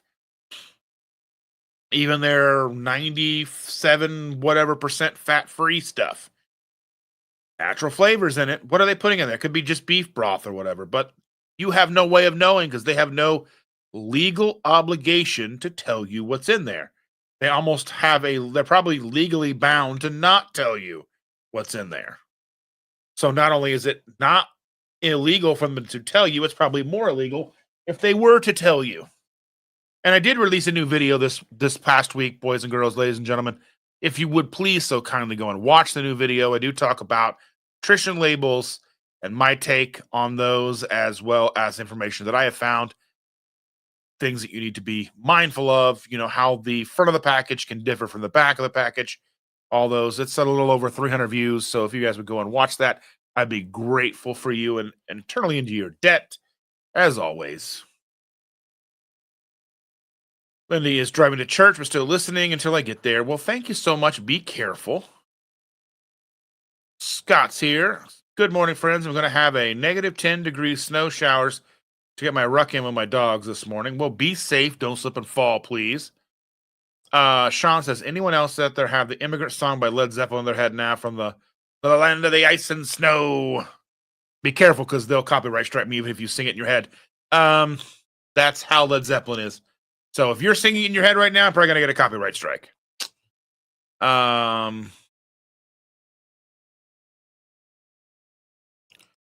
Oh, yeah. I'll tell you the funny thing is there's a band that I love called Demons and Wizards. It is Hansi from Blind Guardian. They're a German power metal band, and they have he's doing the vocals, and then John Schaefer is the guitar player from Iced Earth. He's got himself in some legal troubles. We won't talk about when or how that is, but I mean, it's kind of one of those big news stories from a few years ago. But he got himself into some legal troubles about that. But he was the guitar player for Iced Earth. They are from Indiana at first, and they moved to Florida, and then that's when they got their record deal, and then they moved back here, and he had a guitar store here, a music store here. And Iced Earth is one of those like prolific bands in the power metal genre. But anyway, I digress. They have 3 albums out, Demons and Wizards. And on the first album, they have a cover of Immigrant Song, and it's awesome. And I would dare to say that it's probably better than the original, at least as far as production and sound of the guitars and everything is concerned. But that might be sacrilege, but I'll just leave that there. But yeah, I got to see them once in 2019. They did their first U.S. tour, and I got to see them in Chicago. It was super amazing. I'm glad I went because it was like the only chance you're ever going to get to see this band. And now with John's legal troubles, I don't know if he'll ever tour with Iced Earth ever again. You never know. Diane said, my doctor kept telling me that I needed to avoid gluten and soy due to having Hashimoto. Carnivore was a better option for me, doing a little more keto now. Yeah. I mean, realistically, if you're doing like a legitimate keto, you're going to most likely be avoiding gluten and soy anyway. So that's going to be a good thing. Carnivore's a good option. And like I say, even for somebody trying to, heal themselves, carnivore's a fantastic option. But we have to be realistic, and it's not necessarily going to be the life standard you live. And I think, not everybody's going to settle in, but a lot of people do. I mean, you look at someone like, Sean Baker, for whatever he tells us, he's been, pretty strict carnivore for 7-8 years, or maybe a little longer. And And I mean, he talks about he's had ice cream and stuff here and there. I mean, he's human, so you know. Sharon Holloway is in the house. Good morning, Sharon. Thank you for joining us. I'm hoping you're doing well. Uh, Anybody else have a channel that Evelyn could share out? Please let us know. Go and follow, subscribe, like, share, and all those things. Um, Amy's going to church. Well, thank you for being here. Have an awesome day. I will see you around soon, my dear. Let's see. I'm on day 8 off carnivore to break my stall to get out of too many hidden or you're on day 8 of carnivore to break my stall to get out of too many hidden carbs. Yeah, 100%.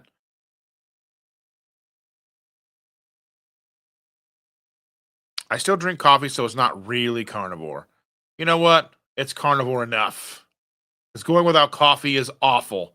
That's not a life I would wish on anyone, Cindy. Um, yes. N equals fine. N equals 1. Find what works for you.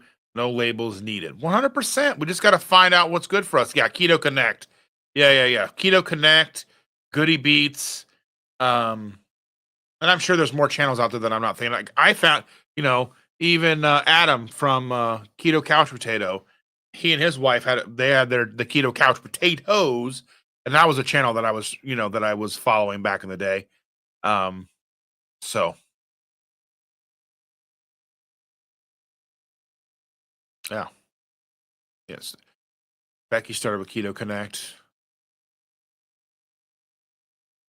Now, so even with some of that, like these channels, I often wonder, was it truly keto that they didn't want to do anymore, or was it the fact that their channel was declining in views, so they decided to not do keto content anymore, and then that kind of led to whatever it was? Because I've seen channels do this, and some come back, some don't. Um, because Sahil over at Headbangers Kitchen grew to like a very large 600 plus thousand subscriber channel primarily based on keto recipes, and then he stopped doing keto a few years ago but continued making keto recipes and was mixing in non-keto recipes, and now he's kind of like cataloged that channel and started a new channel where he's making all these other recipes and trying to grow his following again. um so I mean, he has a full channel with hundreds and hundreds of recipes that are full keto, but he's not keto anymore and he's now making a non-keto channel. But I just kind of wonder, like, if keto would have continued to be, you know, a growth, if he hit 1 million subscribers doing keto, would he continue? Or did the decline in views have anything to do with his outlook on the diet? And these are questions that he may not even be able to answer.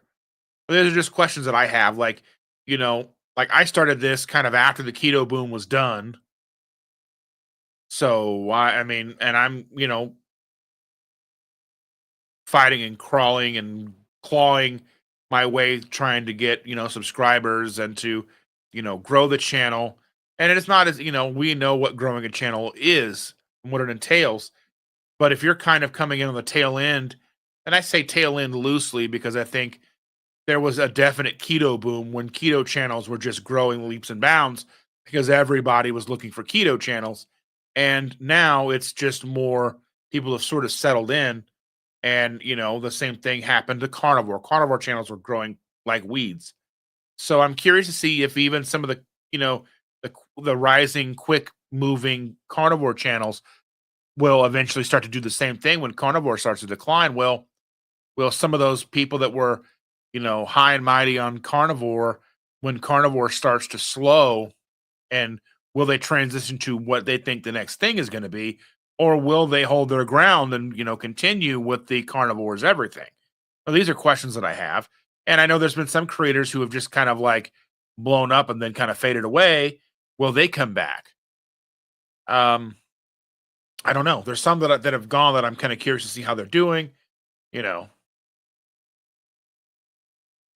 Lindy says carnivore works for me because I choose to be ketovore on holidays and vacations, and it makes it sustainable for me. Yeah, I think you just have to be realistic with anything you're doing. I do a lot of walking in Europe as well. Evelyn says coffee milkshake. Make keto chow, but instead of water, use coffee. Oh, that sounds phenomenal. So many foods we eat here in the States are outright banned in other countries. Yeah, it's just kind of it's really is strange how that all works. On the next episode of Our Friend Dustin Learns to Talk. One day, one day I'll get this talking thing down and I'll be good at it eventually. Canada got the restrictions as well. Try bringing food over the border. Yeah.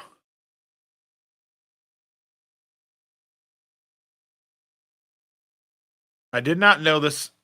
I did not know this fact. I know they say there is color in their meat for freshness.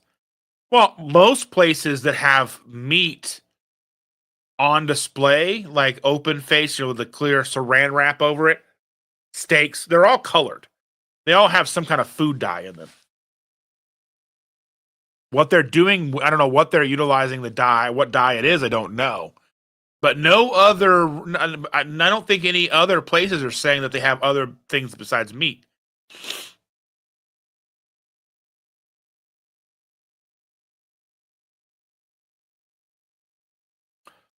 Take it easy, Karen. Thanks for being here. Let's see.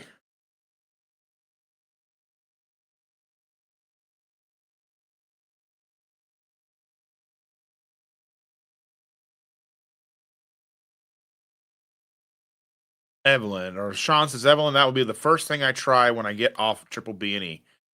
Fantastic. If you like mocha and Irish cream keto chow, get them 20% off before they go away forever. Yeah, that's crazy that mocha's going away. I don't think I've ever even tried it. And Irish cream is not something that I've really been a fan of. I've never tried their Irish cream. I don't even know if I even have a packet of it or not. I don't even know if I have a mocha packet. But yeah, if you want to try some of the flavors that are going away, they are doing 20% off on Keto Chow for flavors that they are discontinuing. So if you want to stock up on something, try something that you will may not get a chance to try again. I have a link down below. You can go to ketosimple.shop and find that link if you don't want to go to the links down below. Yeah. Jeff has been watching at 2x change time zones. Good morning, Jeff. Thank you so much for being here. I truly appreciate you, my friend. Let's see. Cindy says, looking up flights, hotel, car, more than $2,200. Brian hates to fly, so that would be jacked up trying to find nonstop flight. Hate the thought of traveling in winter to New Hampshire. What the heck? I love flying. I just don't like the airports. Airports make me feel weird because, like, you're there and you got to kind of like, I don't know, vacations are fun. You're supposed to have a good time at the airport, but they make you seem like you'd be like, I don't know. Does anybody else feel like that at airports or just me? And I don't get to fly enough. Like, we only fly every couple of years. We don't even fly every year. We drive most places. I mean, I would fly private if I had, the means because, nothing better than just showing up to a hangar, getting on a plane with whatever you want and then heading off, going somewhere. Do you have Costco? Check their stuff. I use Costco all the time to find cheaper stuff, like especially hotel and car and all that stuff. You usually get a decent discount. Yeah, they're basically not keto anymore, so I don't know. Yeah, Lily Kane is not doing carnivore anymore. She incorporates fruits and dairy. But she was always kind of doing cheese anyway. So I mean, realistically, I saw her eating cheese. So, but again, she's also somebody who's in wonderful shape. Like, I kind of think like if you get to a certain point, then you kind of need to add that stuff in. Otherwise, you might get to the point where you're just kind of too skinny. I don't know. Does that make sense? Like, I just kind of think like the body and like was meant to have some fruits and things like that to help maintain weight. Because we don't want to get too lean, then you won't survive things if things happen. Evelyn says, I think as people heal and become metabolically flexible, they start adding in whole foods back they consider themselves less keto. But isn't that just a natural progression of some? I think so. I think it is a natural progression, but I also think that for those who their income is dependent on YouTube and views and that kind of thing, then I think the ebb and flow of what is popular and not popular also will come into consideration. So for someone like me, the ebb and flow doesn't really impact me because my income isn't derived specifically from YouTube. So, but I am trying to grow that aspect of things, but I'm also trying to diversify my income streams and have income come from things that are outside of the keto realm. So the ebb and flow of the popularity of something like keto isn't that impactful to my bottom line. But I digress. Sharon says it's all about rebranding. Started with Atkins, and then when it was called reached its max, then it was called low carb, high fat. Keto was a name for has marketing stigma, so it isn't always popular to rebrand it. And even like a lot of companies that had keto branded items have no longer are branded keto. Like going into Aldi, their keto bars are terrible anyway, but their keto bars, they have different names. I don't even say keto on them anymore. I haven't looked close enough to see if they still say keto friendly or keto paleo or whatever that might be. I just see that there's a lot of that stuff that goes around where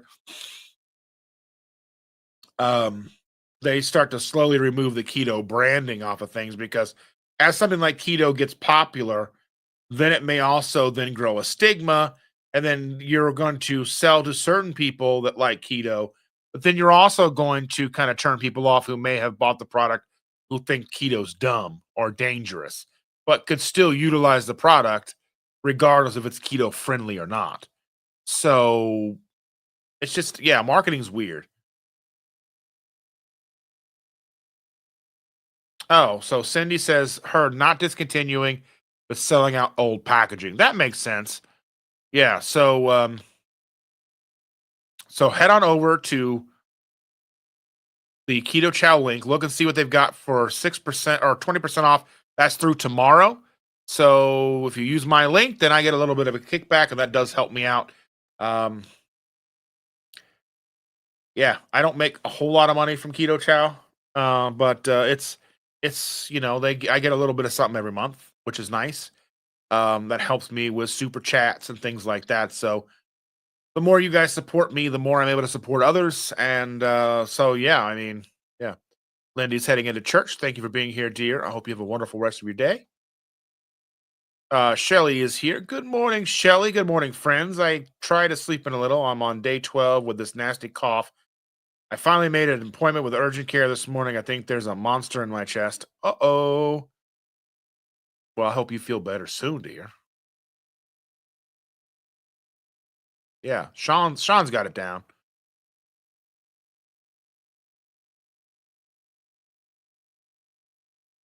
Yeah, so when or when Aldi redid their keto almond cookies, they're no longer keto, almost exact packaging, but are just gluten free. Yeah, I made a little short about that just because people have the impulse buy and they'll just see it and just put it and throw it in the cart. They won't even look at the ingredients. That's why you have to maintain and keep looking at ingredients and all that stuff. Um,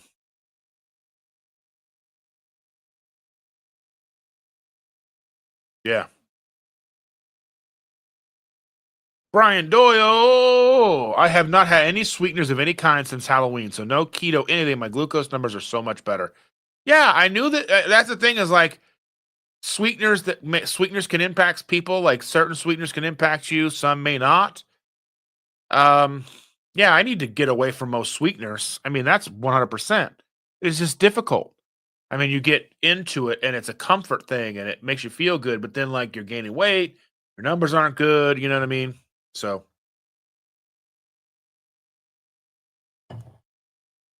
yeah, I am extremely proud of you, Brian, for continuing to keep looking at what you're doing and you haven't just given up.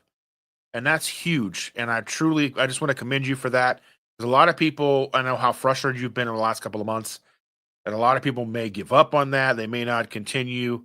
And I want to say that I'm glad to have you in this community.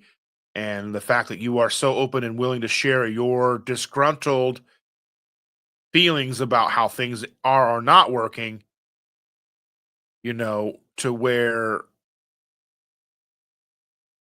you're still willing and able to stick around and you are looking to find ways to fix things for yourself. Well, welcome, Judy. Thank you for being here. Thank you. I appreciate that very much. Had a great talk today. Thank you. Um, yeah, I had to say, Brian, I'm just glad you're in this community.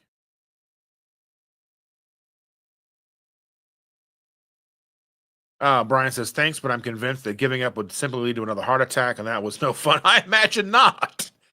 That's the thing is we get to that point, you've hit that point of no return.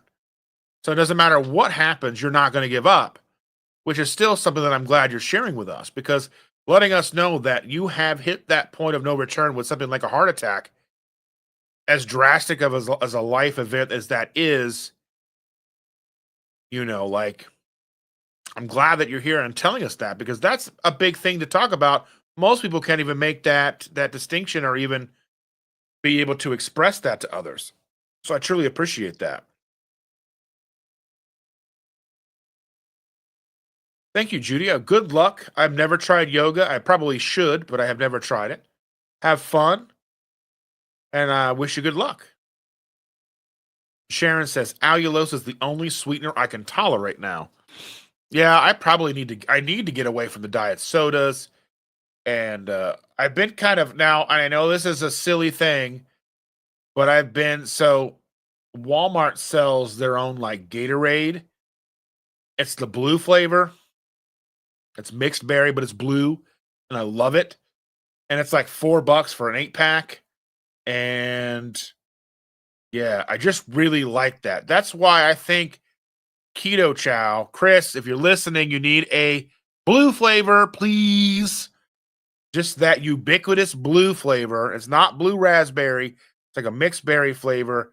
Just tastes like it's just blue. It's good. I like it. I would be into that. Keith is out of here. Be safe, my friend.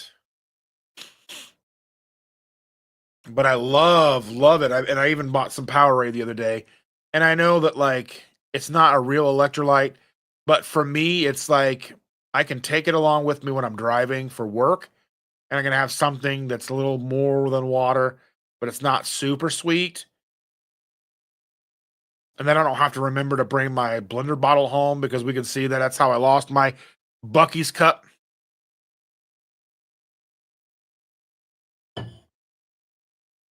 Uh,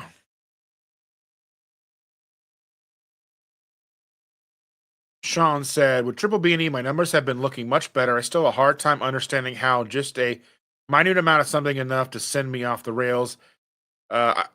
Example, I ate 2 butter bites and boom. I mean, you're just gonna have to. That's coming to the realization and understanding who you are and figuring out what you can allow yourself that doesn't cause you to go off the rails and what you can have or what you ingest that does throw you off. It's just crazy.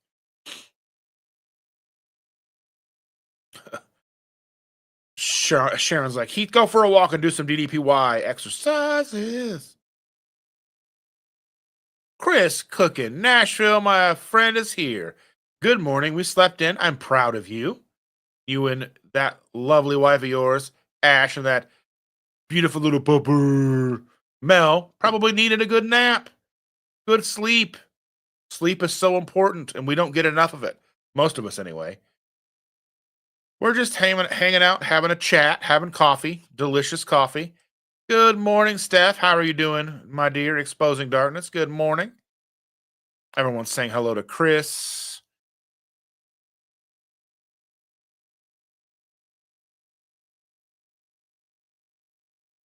All right. Okay. All caught up, showered up, brushed up, and need to get coffee. Let's go. Yes, have all the coffee. Coffee is delicious.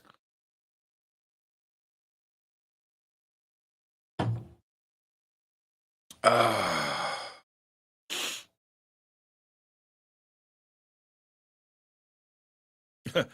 Ash and Mel both yawned and said, hello.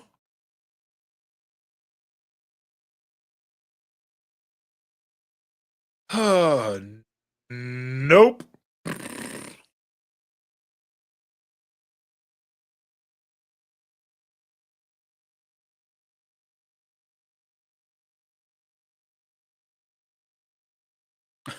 Steph says I joined a health club before Christmas, and I'm actually going there. I wish I had. I was joined into a health club for a while, and like a gym. They had a sauna and a steam room, but it was just like it's just so far. It's like 4 miles down the road, just too far. That's so sad. But I enjoyed when I went.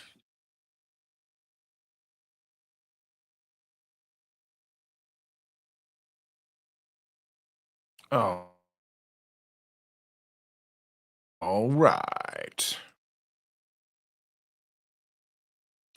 The new year is getting off to a bang, ladies and gentlemen. I'm super glad that you are all here with me, having our coffee. Nancy Tanner's in the house. Good morning.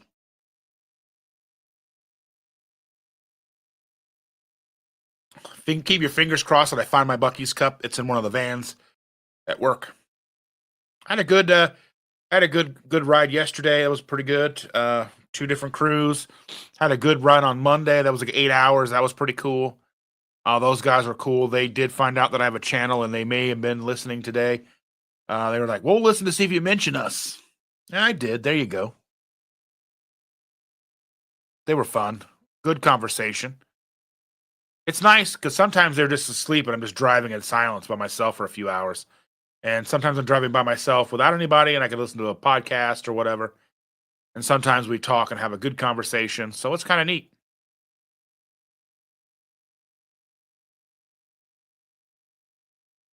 Oh, let's see. I didn't know you even had lives. I was busy yesterday. I was working. And then I took a nap when I got home because I was super sleepy. Driving does kind of wear you out. Driving is kind of hard when you're driving like 5, 6, 7, 8 hours at a time. Like Monday, I drove 500 miles. I don't know how many miles I did yesterday, like a couple hundred miles yesterday.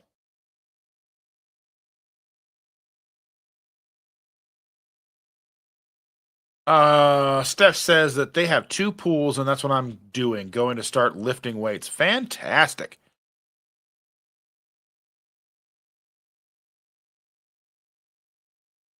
Maritza is going to start Triple B and E this month. Fantastic. I'm excited to see and hear about your progress, your successes and failures. Sean says one of the perks of where I work is that there is a gym with trainers and other health professionals. It makes it really hard to come up with excuses not to go, but I still come up with them. Oh yeah, 100%. I could have a sauna in our garage and probably still not go. I mean, I would love to have a sauna in the garage. One of those like two-person saunas that gets to like 190 degrees. Go and sit in there for 20, 30 minutes at a time. Oh, a couple times a week, every day maybe. That'd be so awesome.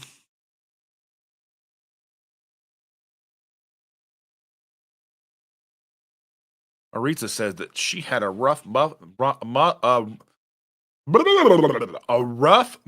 in December. Sometimes talking is difficult.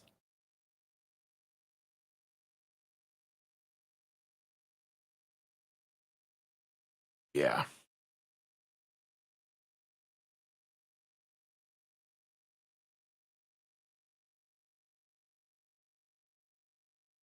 yeah. Oh my goodness. Brian says the best thing I ever did was get my pool and sauna. I use the sauna almost every day. Oh man, I wish I had a sauna. I need to look into one of the, I need to look and see like what the cheapest option is that actually gets hot enough that I would actually use. I need to get one. I need to clean out our garage one day, and that involves cleaning the garage. But yeah, getting a sauna in the garage would be amazing, like a two-person sauna. Not that Shanda would ever get in there with me. She might because it's warm. But yeah, just to have it, just to sit in there for a while every day.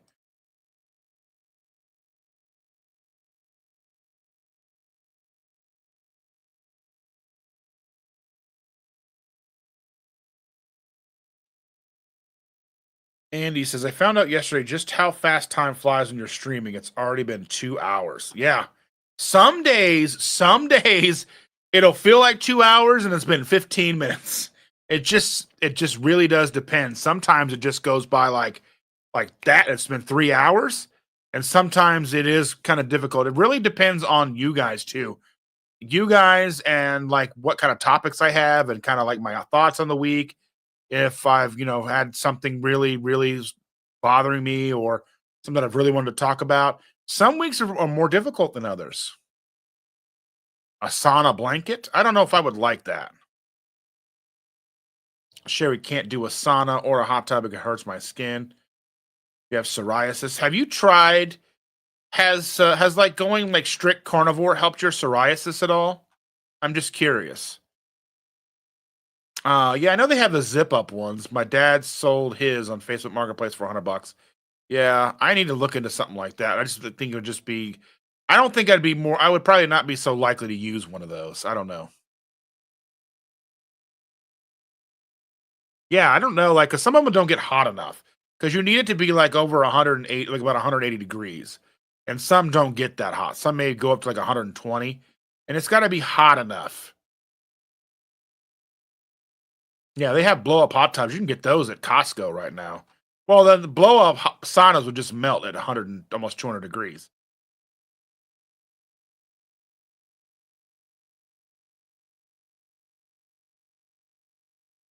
Let's see. My live isn't normal. You get Jack's perspective, then I lay out the truths from a wife's perspective. Let's see.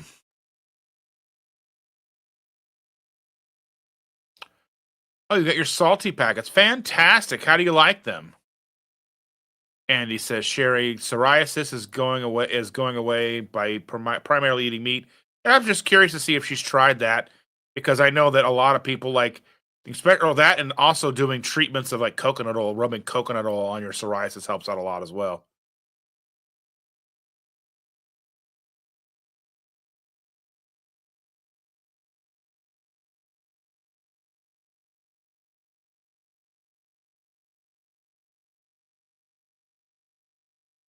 Let's see.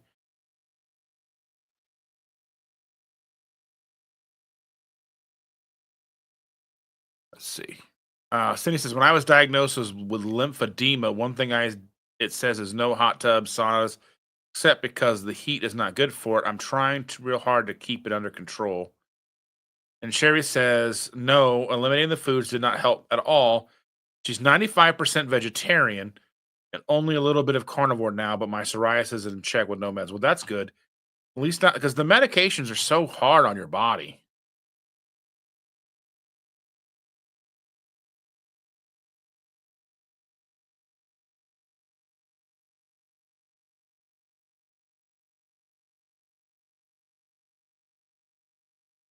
So you're rubbing tallow into balm into Susan every day. That's good to know. As I know, one of my daughters, she's nowhere near keto, but she has like it really like the psoriasis and stuff in her scalp and stuff. And like she was rubbing, I was buying coconut oil for her, and she was utilizing it, and it really did help a lot. Um, Helped her out a lot.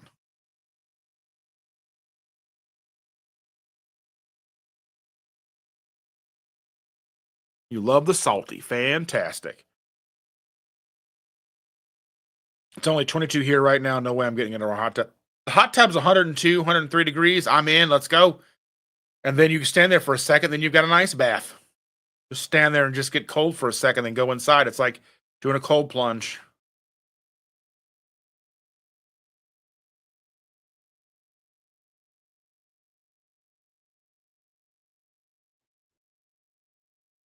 Though one of the moderators, if you guys would go ahead and put Chris's newest taco shell video, his carnivore taco shell video, into the chat, so people make sure that they have seen that. Not that I would imagine that most of you have not watched that video yet, but if you have not watched that video yet, be sure to do so.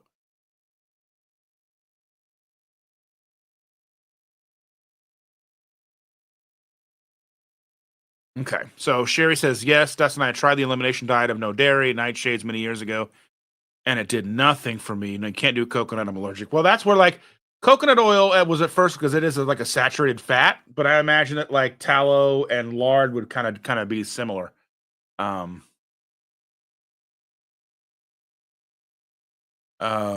would probably help out as well.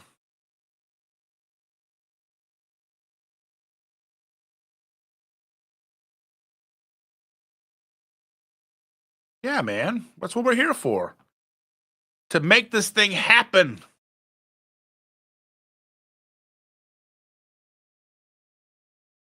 Um, yeah. I just think like, you know,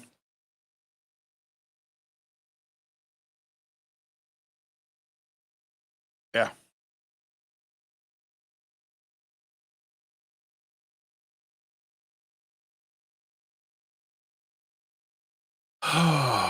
My boring stainless steel cup. It's not red. There's no Bucky Beaver on it. Sad panda.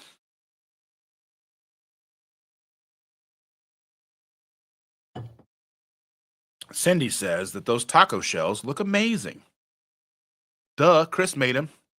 I'm guessing Chris didn't hear what I said about. Somebody asked me, Chris, I need to try making your waffles, and I was like, I have to because Ash said they were just absolutely amazing and better than any other one she's ever tried. I'm like, you know what? I think she's a little biased, and I need to prove her wrong. But I'm just kidding. But you know, she loves you a lot, Chris. So I imagine she's gonna like just about everything you make. So, you know, but yeah, I need to try them because I have those new waffle makers. I still have to come up with a way to gift or to give or do a giveaway for the other waffle maker. So if any of you guys have ideas, let me know. Um, because then you too can make waffles like Chris. Um, and all the other chaffle recipes that are out there, whether they're keto chow or I have a chaffle recipe. I have multiple no cheese chaffles recipes out there that use almond flour and such. So, you know, um,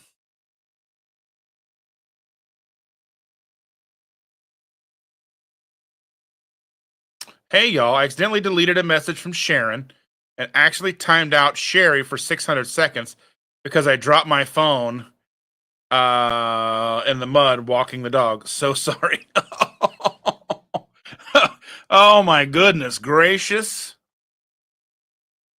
Well, we're sorry, Sherry, and we're sorry, Sharon, that Chris has he fat fingered his phone and put you guys in timeout. I don't even know how long 600 seconds is. That's what is that like? What 10 minutes? I don't even know if I can undo that or not. Let me see.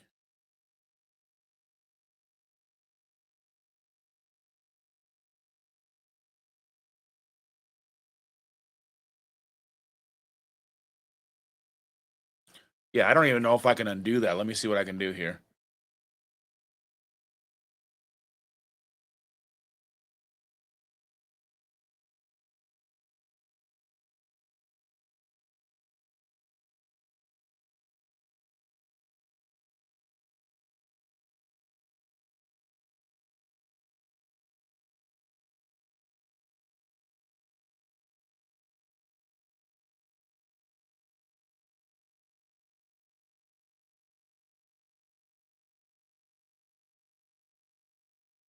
All right, so let me read this message.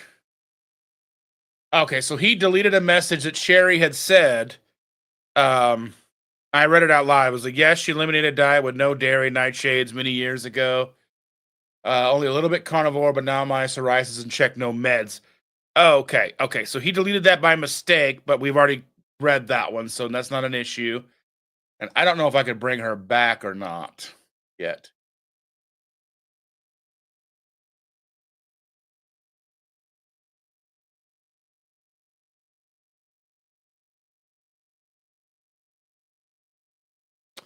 Yeah. So if you can hear us, Sherry, we are so very sorry, dear. Chris is uh Chris is having his technical difficulties on his side. And I truly apologize for that. That was not our intention.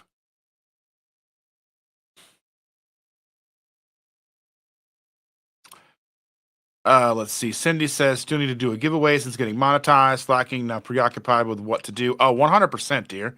So worry about that later.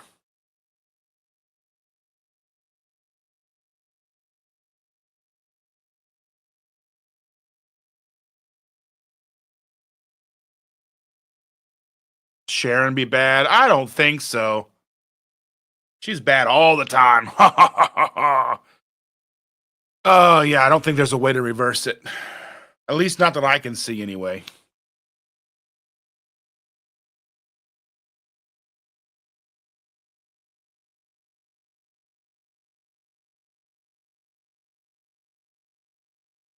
Let's see. Evelyn says, do a 6K giveaway. So if I hit 6,000 subscribers and I'm less than 500 away from that, let's see. Then we can do a waffle on maybe some Keto Chow. I can probably even reach out to Keto Chow and they'd probably send me some to give away. We'll see about that.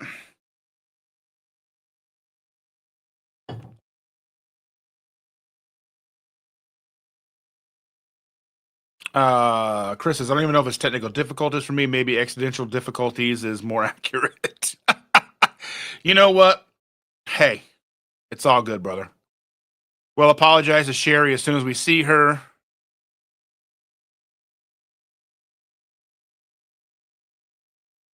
And Fasting says, I am gifting Keto Brains and gift card to my new channel, non-food related and more personal. Only one bag and one gift card. The more you enter, the better your odds of winning. May the odds be forever in your favor. Yes. Yeah, I read that one out loud, but he deleted it by mistake. So our apologies, Sherry. I don't know if she can see. I don't know if you get put in timeout if you can hear us or not. I know you can't chat, but just know we're very sorry. It is very easy to do those things.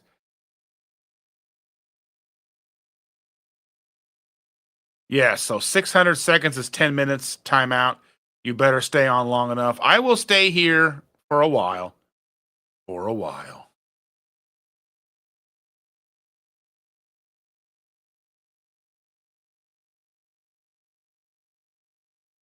Chris says, usually Ash takes Mel out and I stay in the kitchen. Where you belong, Chris. Where you belong. And we will see why. We love Sherry, Nevada Pup. Yeah, we love her too. And like I said, it's a tragedy. Touchscreens are the worst when you're trying to not fall in the mud. Oh, you're making it entertaining, my friend. And people were asking when the next Keto Crusade is going to be. I said probably towards the end of the month, but we have to look at your schedule. We'll have to look at Victor's schedule. I told them that I have already sent off a kind of a brief outline to both of you as far as what we'll talk about.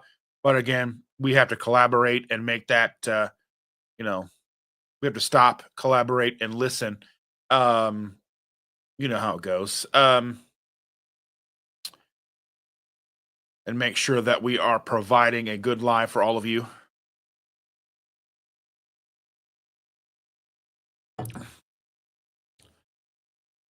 Yeah, I need an assistant too. Cindy's laughing, because that's what Cindy's do. Yeah. I need to talk to my assistant.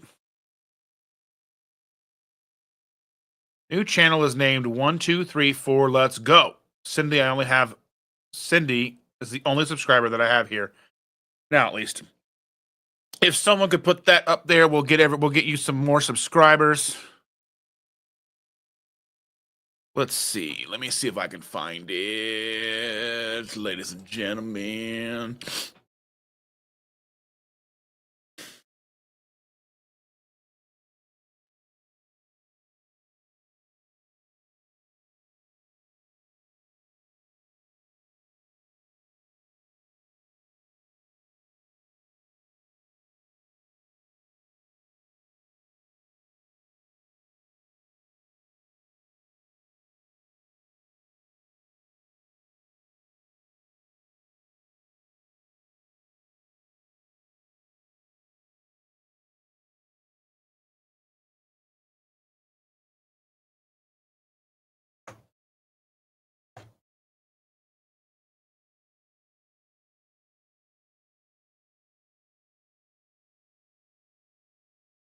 I found the short, but you put a short out with your new channel, but you didn't link it in the description. But I guess it wouldn't work because you can't put links in the description anyway. If you have a video, one thing you can do with your new channel, with your new little short channel thing, if you could take the short from your other channel that you talk about your new channel and link a video to your that's on your new channel, then that might work really well for us being able to find your channel. Because it keeps giving me music videos and not your channel. So if you have your channel linked somewhere, then we can find it. Let's see.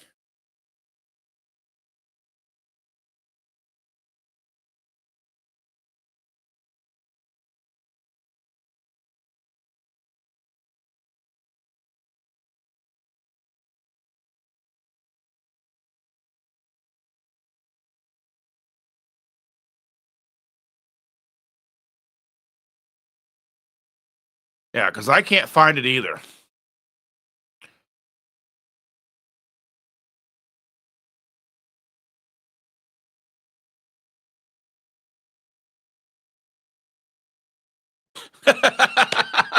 OMG, I can't stop laughing.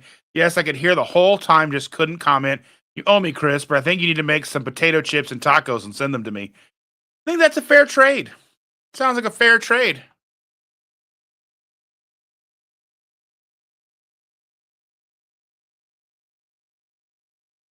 I believe that that's a fair trade.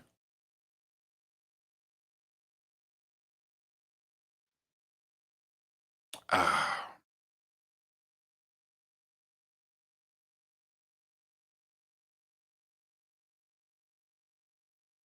what did I do?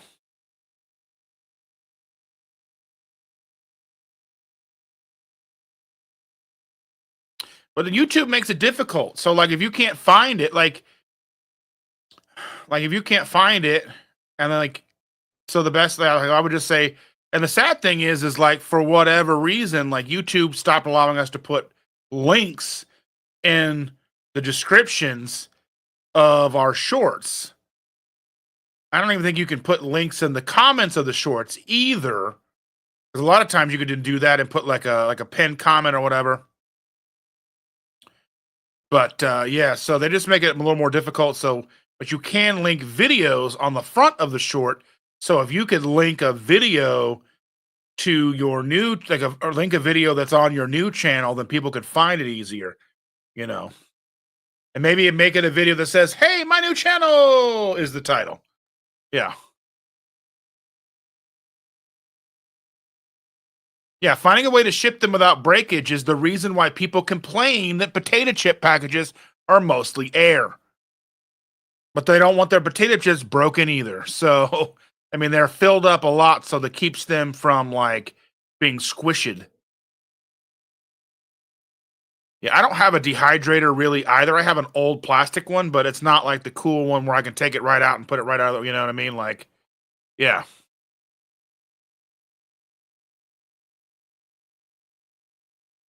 yeah. Look at Cindy. Cindy with the win.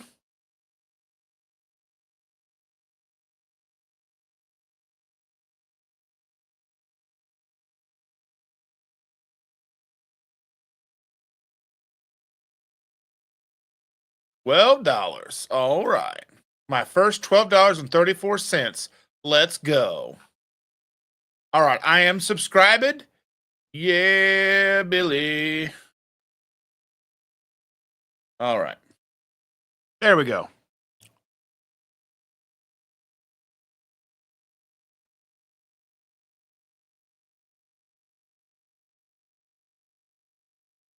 I am subscribed. There you go. Fantastic, boys and girls, ladies and gentlemen. Chris has made this live very exciting with his fat little fingers, fat little muddy fingers.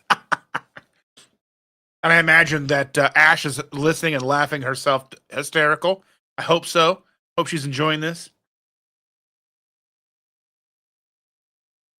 because that's what a good wife should do: is laugh at her husband. That's what happens in my house. I get laughed at all the time, and it's not for being funny. You know what I'm saying? Yeah.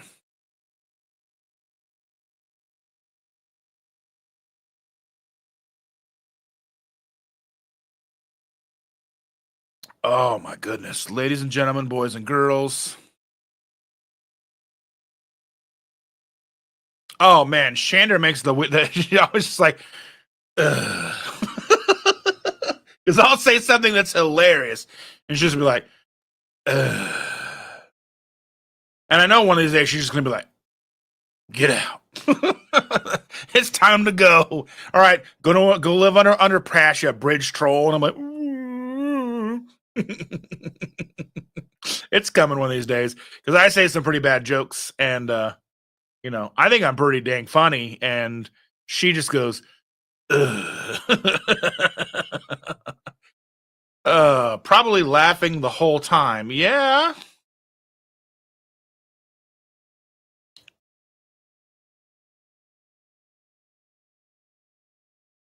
Uh, I'll tell you what. This is where rolling of the eye. Ugh. I'll tell you what. When your 6-year-old granddaughter rolls her eyes at you and is like, "Paul," like, you know what I'm saying?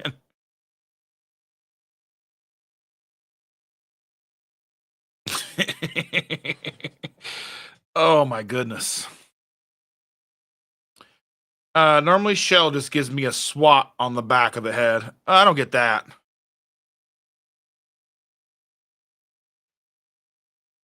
Evelyn and Cindy and Evelyn are your moderator sleuths. 1000%. My streams would not be as good without them. Not 100% at all. They would be sad little panda live streams. I'm lucky to have them in here and they take such good care of me.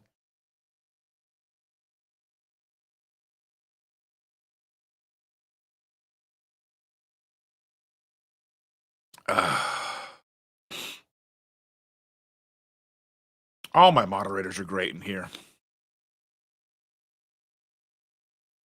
Except for Chris. Putting people in timeout.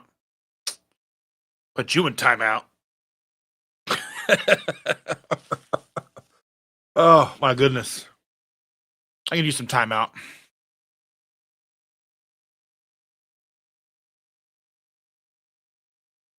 A Denozo slap. I think I know what that is, but I gotta double check it. Hold on.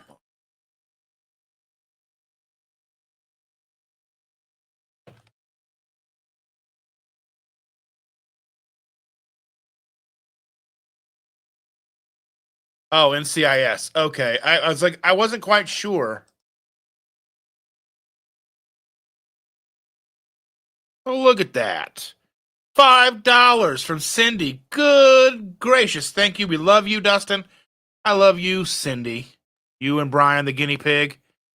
I wish I could be there to give you a big old squeeze and hug right now.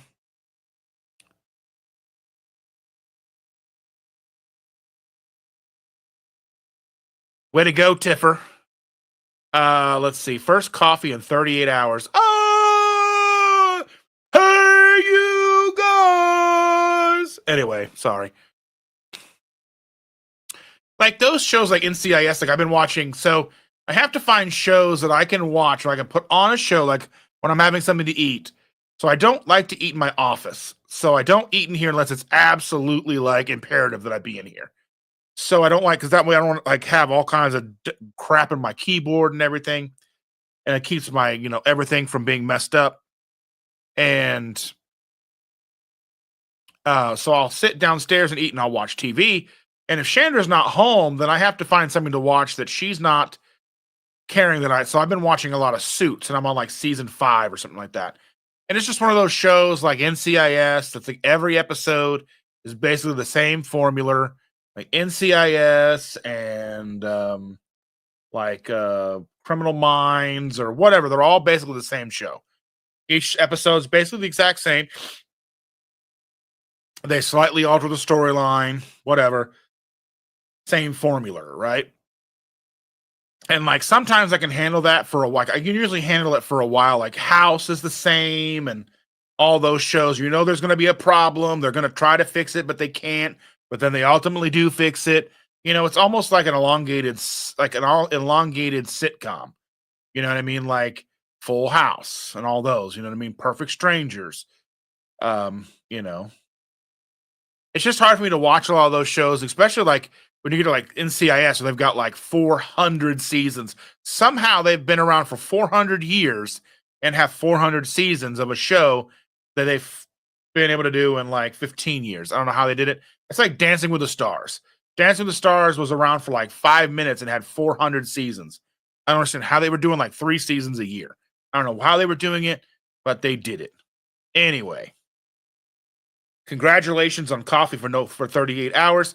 I am proud of Carl for maintaining his breathing status, that he did not perish during those times of great instability of no coffee. Yes. Yeah, they do get the nomination for moderators of the year, and it's only January 5th.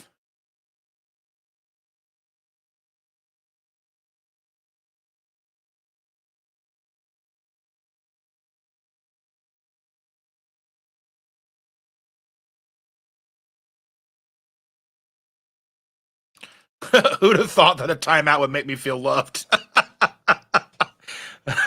Oh my goodness.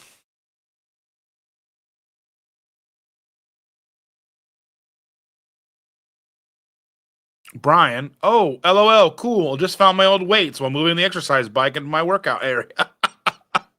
How do you lose weights? That's funny.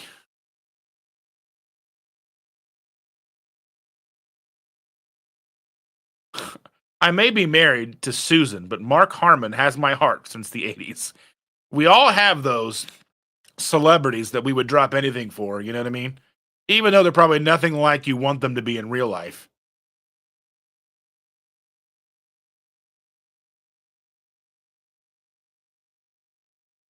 Lisa loves NCIS. I watched it for a while, but it's like it just kind of like you can only watch the same episode so many times. That's just how I feel about that stuff. I'm wondering if Ash got Chris on video slipping in the mud. That would be amazing. That would be a good video.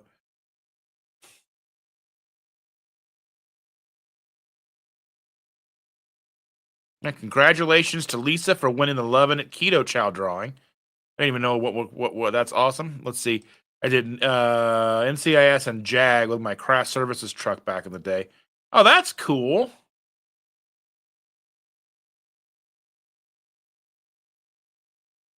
I imagine show business isn't quite what people would want people to know. Probably nothing like you would think it would be.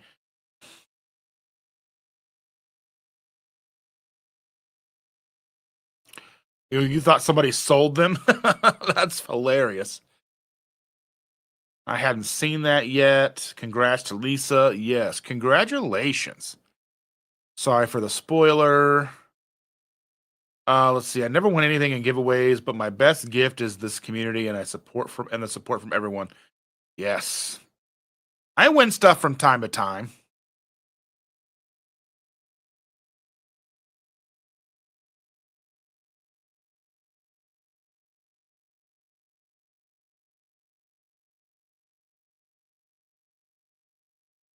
Let's see.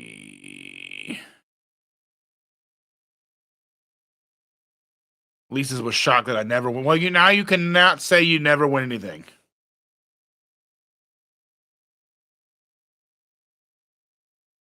No, Ash didn't get video because the reason Ash didn't take the dog out is she didn't want to put on real pants. So she's wearing pretend pants in the cold, wet weather and asked me to do it. Well, I mean, that's what good husbands do.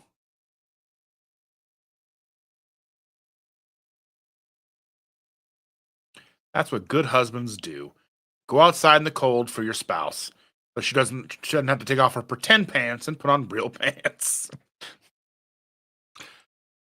Yeah, Dustin, you are very much correct. The entertainment industry is brutal. Some of it was awesome. I imagine some of it's pretty cool. You get to meet some pretty cool people that you see on TV. But it's like, I mean, if you're in the industry, then they're probably not even bothering. I mean, they're just like, you're just part of the crew, and you're just like, hey, hey, you know what I mean? There's no real room to be like, oh my God, it's Steven Seagal.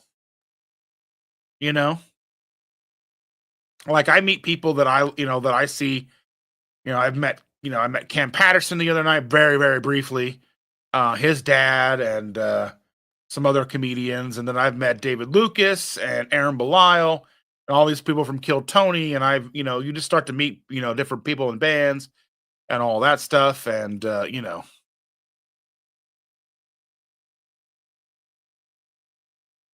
let's see. That's my dog on the lead that is attached to the porch. Sean's asking, does that hot crazy scale from How I Met Your Mother apply to men as well? Asking for ladies out there. I imagine it has to, right? I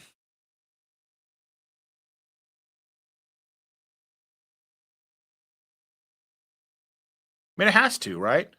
You know, I mean, not for me. I'm a bridge troll, so like that's just a thing. I'm like, oh, I'll give you a riddle. But yeah, I watched a bunch of How I Met Your Mother, but even that got to be like repetitive to me, and I'm like, I gave up. I never even finished How I Met Your Mother. There's even a How I Met Your Father and all kinds of weird stuff out there. See, this is what I'm talking about. Ash is wearing an oversized blanket hoodie from Big Blanket Co. I need to look into those, and so I can maybe get one for Chandra. That fits like a school teacher dress. She's couch surfing through the cold weather today. I do not blame her.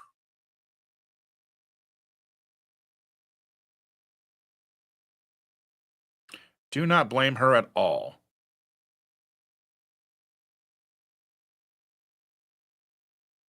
Let's see. We did 100 food lead 2 when we lived in the city. 100 time saver and keep the dog safe yet independent. Oh, 100-foot food lead. Oh, okay, okay, okay.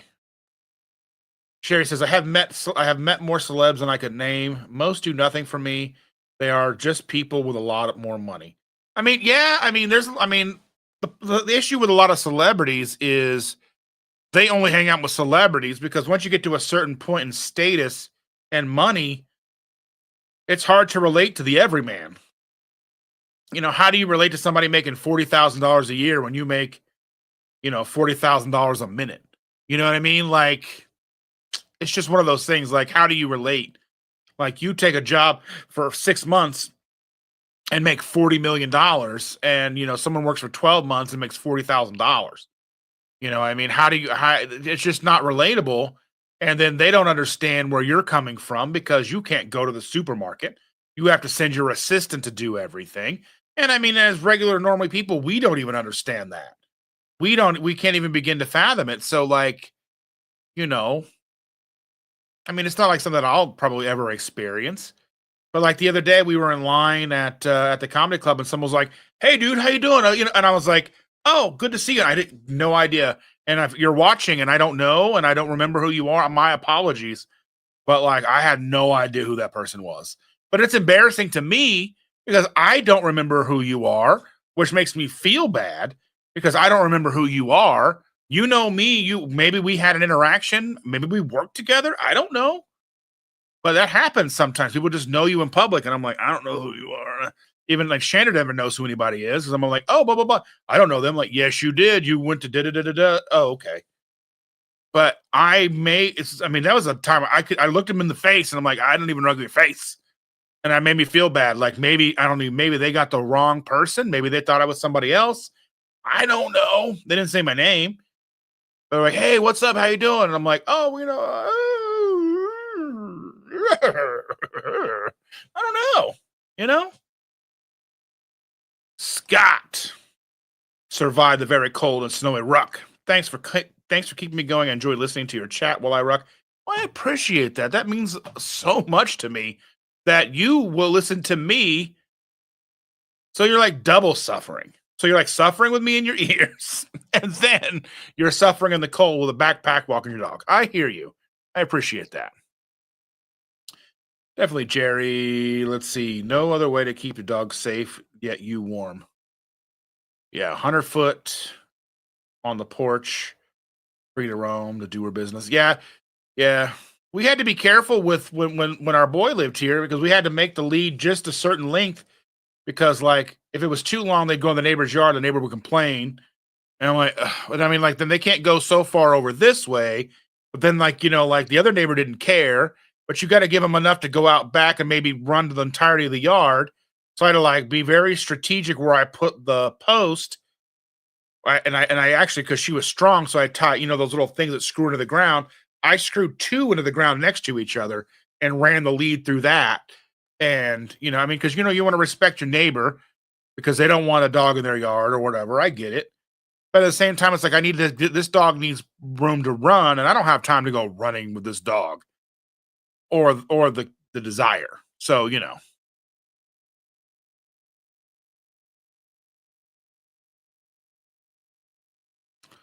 my friends and I have a saying: no matter how good they look, somebody somewhere is tired of putting up with them. That is so true. Let's see. I never forget meeting Harrison Ford. I feel like a total idiot. I lived in New York back in the day and was working at a highfalutin stationery place and came up to me asking to buy something. Oh my goodness. He'd be like, I need to buy some stationery. I mean, I met so many people, cool people like Peter Steele, Trevor Sternad, all these like, people in the metal community would know. But like, I met Ian Ziering when I was a kid. Um, I don't know who else I've met. I was at Barney's Beanery and David Faustino was in there. I didn't really meet him because he was just playing pool with his buddies. And like, how weird is that to be like, oh my God, it's David Faustino. And I mean, I was like more like weirded out how short he was. But I was, I mean, because you expect people on TV to be as big as they are, but they're not. And they're always usually pretty short. So it was weird. So yeah, this is very true. Celebs, threat model, obsec. Let's see. I like to see if someone I like. It's like if I see someone when I'm out. It's always when I don't have makeup on or my hair done. Same. Sean, I say sure. The grass looks greener on the other side because the yard is full of fertilizer, aka poop. I went to high school with some people now famous. Yearbook entries can be fun to read now. I know. Let's see. I knew you when you were nothing. Well, I mean, somebody's always something, right? You're a high school kid. You weren't nothing.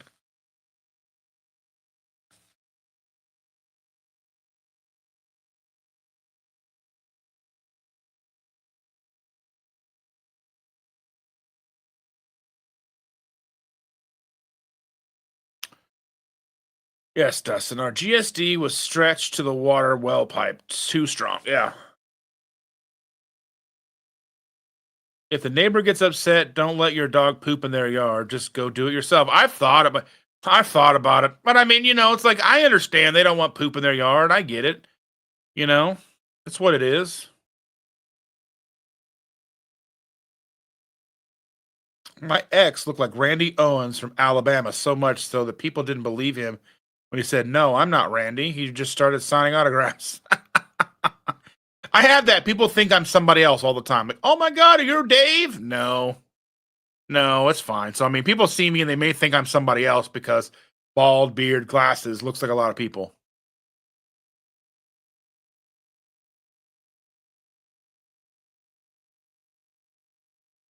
Here's a channel that it's a friend of Carl and Evelyn's. Check out their channel.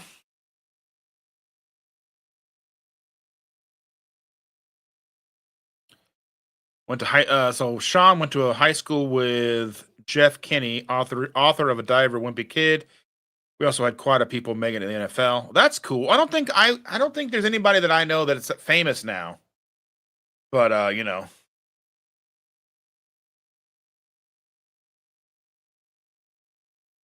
mean our neighborhood's relatively quiet, so I don't really complain a lot. But yeah. But sometimes neighbors do kind of get on your nerves a little bit. But you just try to be good neighbors and do the best you can because you want to not have terrible living situations. You want to try to do what they want without making things too inconvenient for yourself. You know how it is. But yeah, but I think with that, ladies and gentlemen, boys and girls, gonna call this Sunday morning coffee with me a wrap. I've had a lot of fun. We've laughed. We've had a good time. I'm out of coffee. Just want to let you know that I love your faces. Please be sure to go and if you want to support me, check out my website, ketosimple.shop. All the things you can do there. You can visit merch. You can look at Keto Chow, all the different things that I'm involved in. Different social media platforms that I'm involved in. Love you guys so very much. Have a wonderful day, everybody. I'll see you later. And with that, have a great rest of your day. Love you guys.